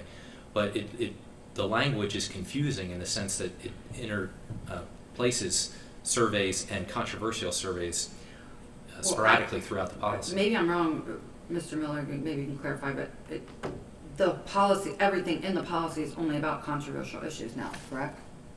No, it says /surveys. So we've combined the two, which has made it unnecessarily confusing. Agreed. I think it means controversial issues or controversial surveys, but Yeah, yes. Then we should clarify that. But- It is clarified, that's why both words are there. But it No, doesn't. It says, it- but not limited to the instructional use of informal polls on controversial topics, and then comma, student design surveys or related activities. So they're completely different Yeah, things. they're- in you're- other words. It's the- controversial for all of But those, it- and it's a list of those No. things. But it doesn't define it that way. And then you go down the next one, it says require review of surveys and parent signature before participating in surveys. And then further down, it talks about parents seeking to review controversial surveys. So it seems like there's two different things, a controversial survey and a non-controversial survey. You explain what the controversial is at the top, and you refer back to it throughout the policy. And so you're only limiting it by the top where it limits it. Yeah. No, but then you can say whatever you want at the top. I could write unicorn lollipops at the top of this, but when you get into that paragraph and it says that this is including but not limited to the instructional use of these things that are separated by commas, those are different things. If you wanted to say controversial topics, comma, controversial student design surveys, or, that's Jonathan's point, is that those things, when you have them in that paragraph, and I think he's right, that they are now separate from the controversial issues. It is confusing. I mean, you know, so, and if he had suggestions for clarifying it, perhaps those clarifications should be made before it's voted on, since this is a second read. Can you read where you're talking about? Because my computer died and I'm trying to find the Page paragraph. 2, the first green paragraph. Right here. In the middle of it is where, well, sorry, like the fourth sentence down. It says include, you know, This shall include Yeah. third-party district building, teacher, and student surveys or questionnaires, including, but not limited to, the instructional use of informal student polls on controversial topics. Yeah, but that doesn't modify the entire phrase, you know, that's just one segment within there. The controversial topics is not a modifier for everything that comes before it, or even that comes after the comma. So okay, I see what you're saying. That language was initially there because the only informal student polls that we were including from the beginning, based on the initial version of this, was controversial topics. It never included informal student polls that weren't on controversial topics. When we broadened the policy to for all of it to only be controversial topics, that wasn't removed. So you can remove those words because controversial applies to the whole entire thing. It's just that when that was initially written, that line was defining informal student polls because that was the only one that we were limiting. Now we're limiting the whole thing. So you can take out the words on controversial topics if you want that to be clarified. Well, I don't think I think you need to keep controversial topics in there and get rid of any place where it says surveys, put controversial surveys in front of it. Okay, can I make a suggestion? We take the words on controversial topics and then after or related activities say on controversial topics. Then it applies to the whole statement. Yeah, my preference would be to see the final product before We I just vote. did. I just told you, take those No. 3 words, move them down to the end of the Well, sentence. I don't. I mean, we've seen this policy 100 times. And each I'm time so I've sick of asked talking for about this well, policy. each time I've asked for a modification and then it doesn't get modified. This is the first time you've brought up this modification. No, it's not. It's No, not. it's actually It's not. actually the For third heaven's time sake. that I've brought it up. It's the first time I'm hearing it. Well, Okay, so listen to me, maybe. I will amend the motion to include moving the words on controversial topics to the end of that paragraph so that it applies to the whole list. But we But have it's the next really par- unnecessary and not a Well, it's necessary for me, but Oh, it's fine, I'm just Yeah. saying, it's not a substantive change, It- because at the it's bottom, it clearly defines that that's what it is. It says, at the beginning of the year, you will go through this data verification process to decide. At the bottom, it gives you what your choices are, and clearly, those are your only choices. So you can add that, you can change that language for clarity, but it doesn't change the intent. That was always the intent. I would rather have a definition of survey at the beginning and say the term survey only includes controversial issues, including blah, blah, blah, blah. So the way that we're defining surveys for purposes of this. But that's not the policy- definition of surveys. Well, the problem is that it's not, every time that you use the word survey, then it's not going to be defined as a controversial survey. Because you use survey in the next paragraph too, require review of surveys and parent signature before participating in surveys. I still don't understand, doesn't the first paragraph? But you're defining it in that first paragraph when you Umbrella add those level words. policy? Where's the definition? Controversial issues defined as topics related, that's an umbrella for Yeah, everything below controversial that. issues can be defined as topics related, but that's defining controversial issues. It's not defining controversial surveys. I think the surveys would be about those controversial issues. That's what I think we're intending, but it's not the way it reads. Should be a separate policy, 235.1. So again, I'm fine with I'm going to amend my motion to move those 3 words. All right, that motion has been amended. The motion remains on the table. If you vote for it, you're voting for Megan's amended. If you vote against it, you're voting it down. I'm going to recommend a roll call vote now, Mr. President. Is this the amendment and the whole thing? I think so. If Ms. Chenoweth is still with us. There she Can I ask a point of clarification? Is the vote on this just for the amendment or the vote for the whole? The whole thing. The vote The whole for thing's the whole, second. excuse me, Ms. Banis Clemens.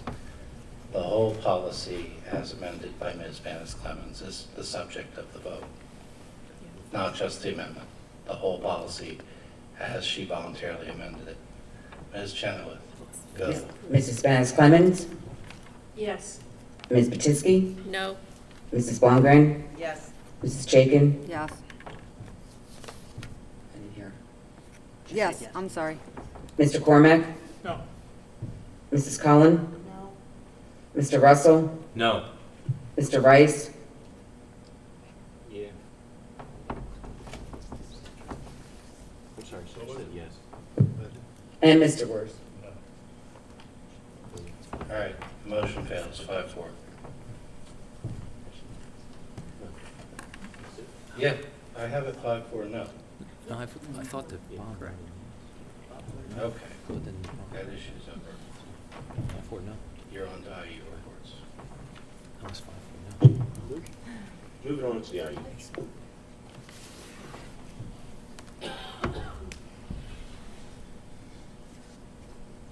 Oh, I guess that's me again. Sorry.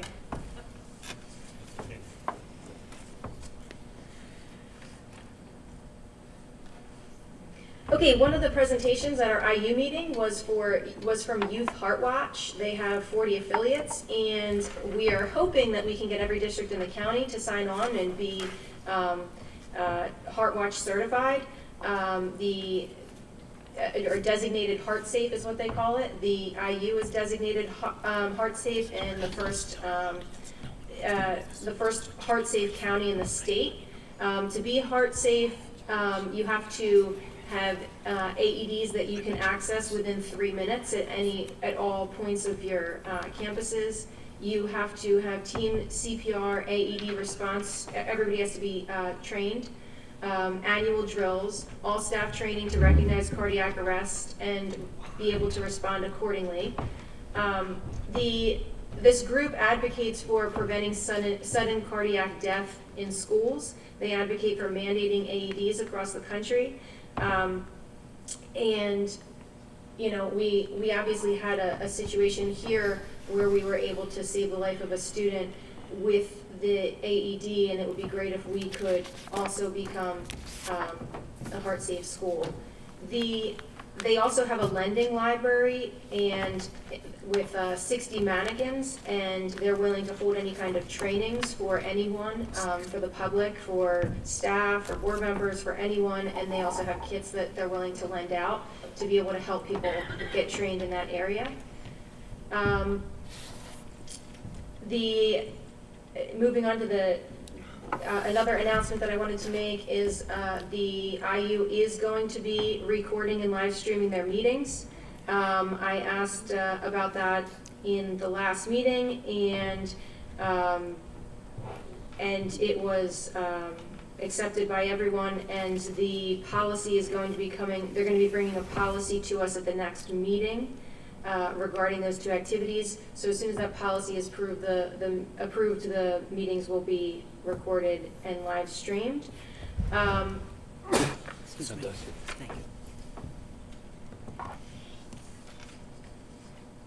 The other programs and services mini report that was shared had to do with the Leadership Development Fellowship Program to support and recognize aspiring and newer leaders in Bucks County, while also building a leadership bench for anticipated openings throughout the county. The Leadership Development Fellowship Program was launched in 2017. Each superintendent, CTC director, and Bucks IU executive director can nominate representatives to participate in the program, and these nominees form a cohort that comes together monthly from January through May. They follow topics such as instructional leadership, mindful leadership and emotional intelligence, data and evidence, organizational leadership, and culture and community.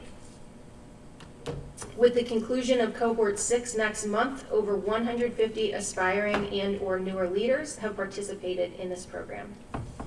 That's my report. Thank you, Ms. Banis Clemens. Moving on to the Upper Cross County Technical School, Mr. Cormack. Thank you, Mr. Rice. Real quickly. Oh, I'm sorry. Thank you, Joe. I want to do a little bit different this time, look at placements. We have 8 companies that have placed students: Quick Gold, Bedminster Cane Camp, Morningstar Farm, Daily Dental, Indian Valley Dental, those are Equestrian, Bromley Machine Company, and Stover Well and Pumps. They had a presentation made by Porsche through Stone Automotive. They didn't get to drive any cars, but they looked at them.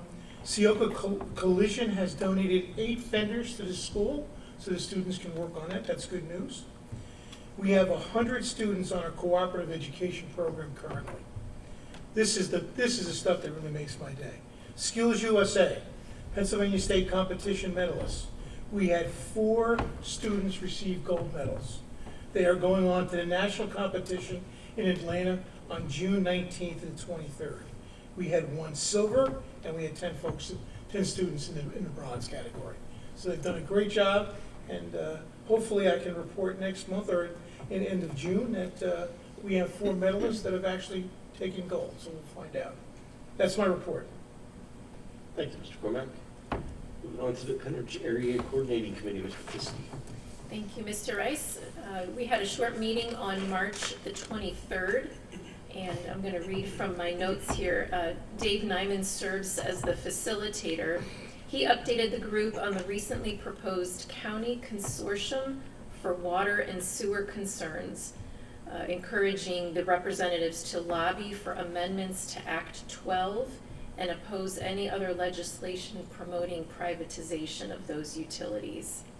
I updated the group on the start of our budget considerations for the district and that we were anticipating no need for a tax increase. They were all happy with that. And our next meeting is scheduled for tomorrow evening at 7 p.m., April 27th. And then the Penridge Community Education Foundation, as Dr. Bolton reported earlier tonight, held the lovely evening celebration yesterday at the Sellersville Theater. It really was a lovely evening. It was really heartwarming to hear the teachers' love for the community. I heard words like selfless and inspiration and just all the hard work and dedication that our administrators and teachers put into the district and the care that they have for our students. There are also 2 senior scholarships for $500 each that are going to be awarded at the Senior Awards Night, which I believe is on May 11th, and those are being sponsored by PCEF. So the next meeting is on Thursday, May 4th. Thank you.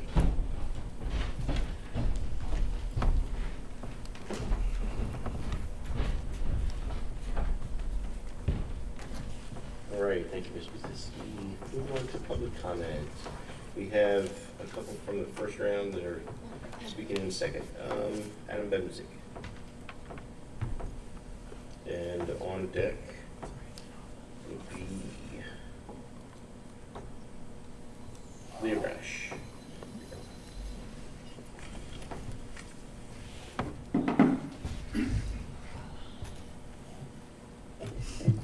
Adam Benchick, East Rock Hill. Ms. Bannis Clemens' personal attacks on anyone who thinks differently than her have become a staple of our meetings. I'm going to miss them when she's gone in December. So you ask why this contract gets attention and the other ones didn't.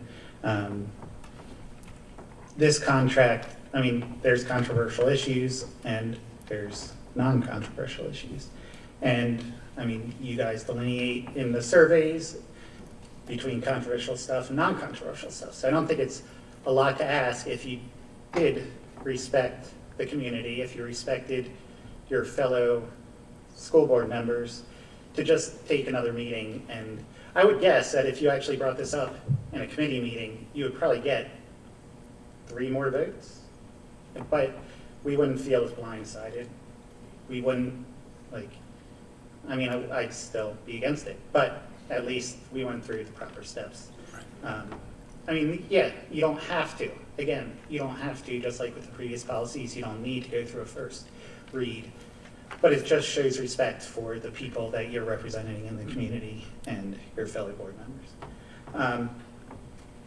Like hearing the credentials of the person, that would have been it's not something that's readily available, so it would have been nice just to read beforehand.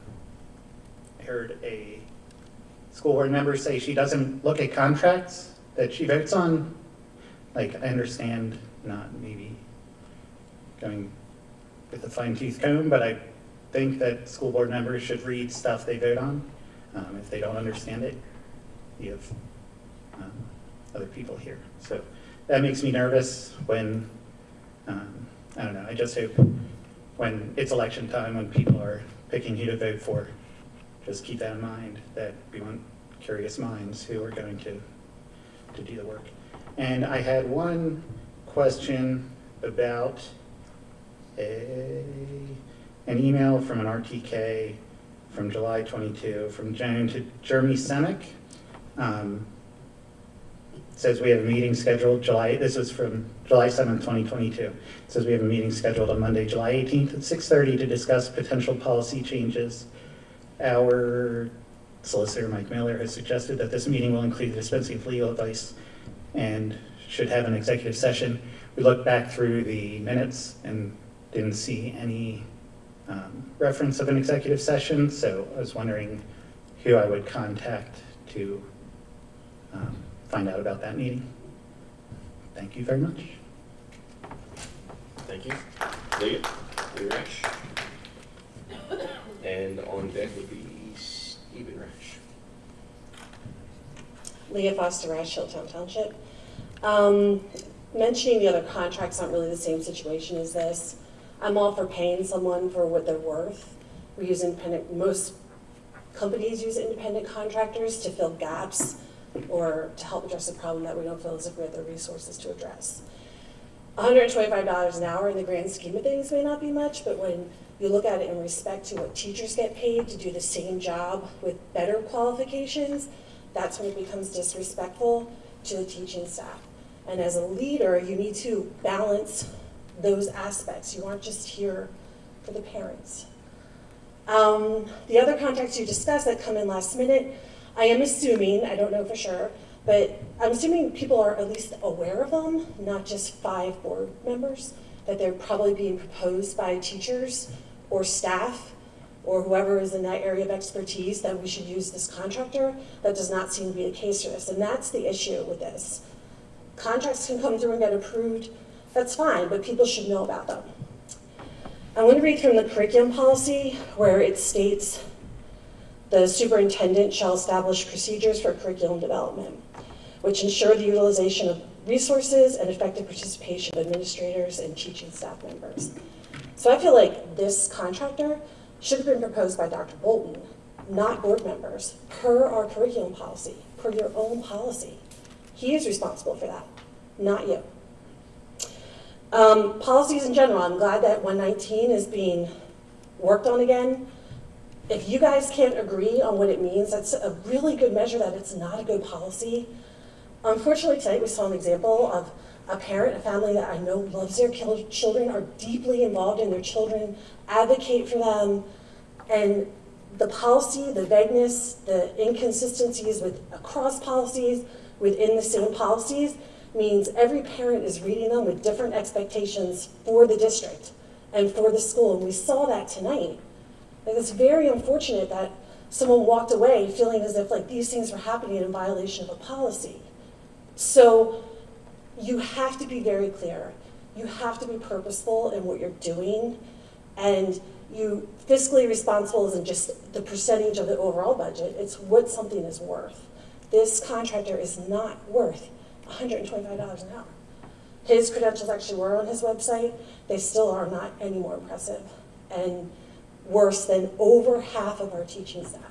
Over half. Thank you. Stephen Rash. And on deck would be Jake W. So who would have thought you and I would think the same way on some things? How about that? This is a bad move to bring in this consultant. While I was sitting out there, I brought up our friend Google earlier. I just searched curriculum consultants. Not once was this gentleman even anywhere in the near top 20 pages. LinkedIn profile after LinkedIn profile of people with enormous resumes. This guy's got, what, less than 10 years of experience? Why are we deciding on him? Was he vetted? Did we take bids? We take bids on refrigerators for our facilities. I've heard Mr. Cormack talk about that. Did we take a bid? Did we find out? Because $125, we've all talked about it. Doesn't sound like a lot. But with a blank check, that could get expensive.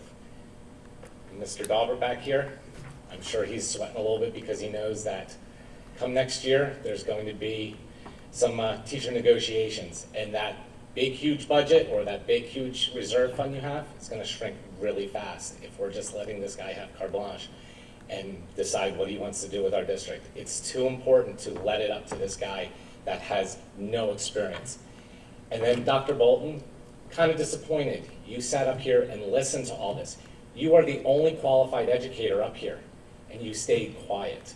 I'm sure you have an opinion, even if it's to back Mr. Blumgren, but you said nothing, and that's really disappointing. I would have expected more from someone as qualified as you. You're a very smart person, and I wish I would have seen more from you tonight. Thank you.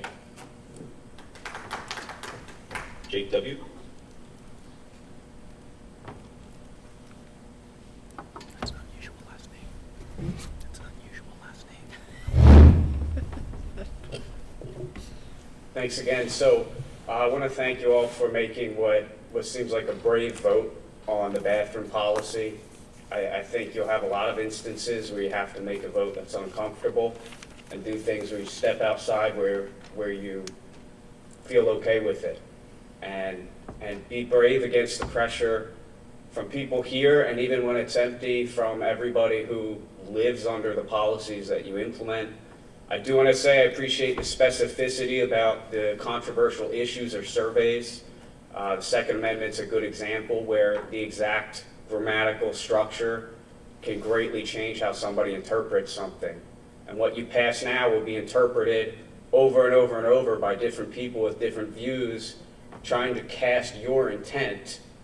And all you really can do is vote on the exact language. You don't get to add your comments of your intent. So I appreciate that specificity. Mr. Cormack, you mentioned Sloan Porsche. It is Porsche. I know that because I worked there 3.5 years. I was fired by David Sloan for not wearing a mask and being a Trump supporter and not being vaccinated. I don't think that's a great place to send your kids. I think it is a great career. I had never known your association with Sloan.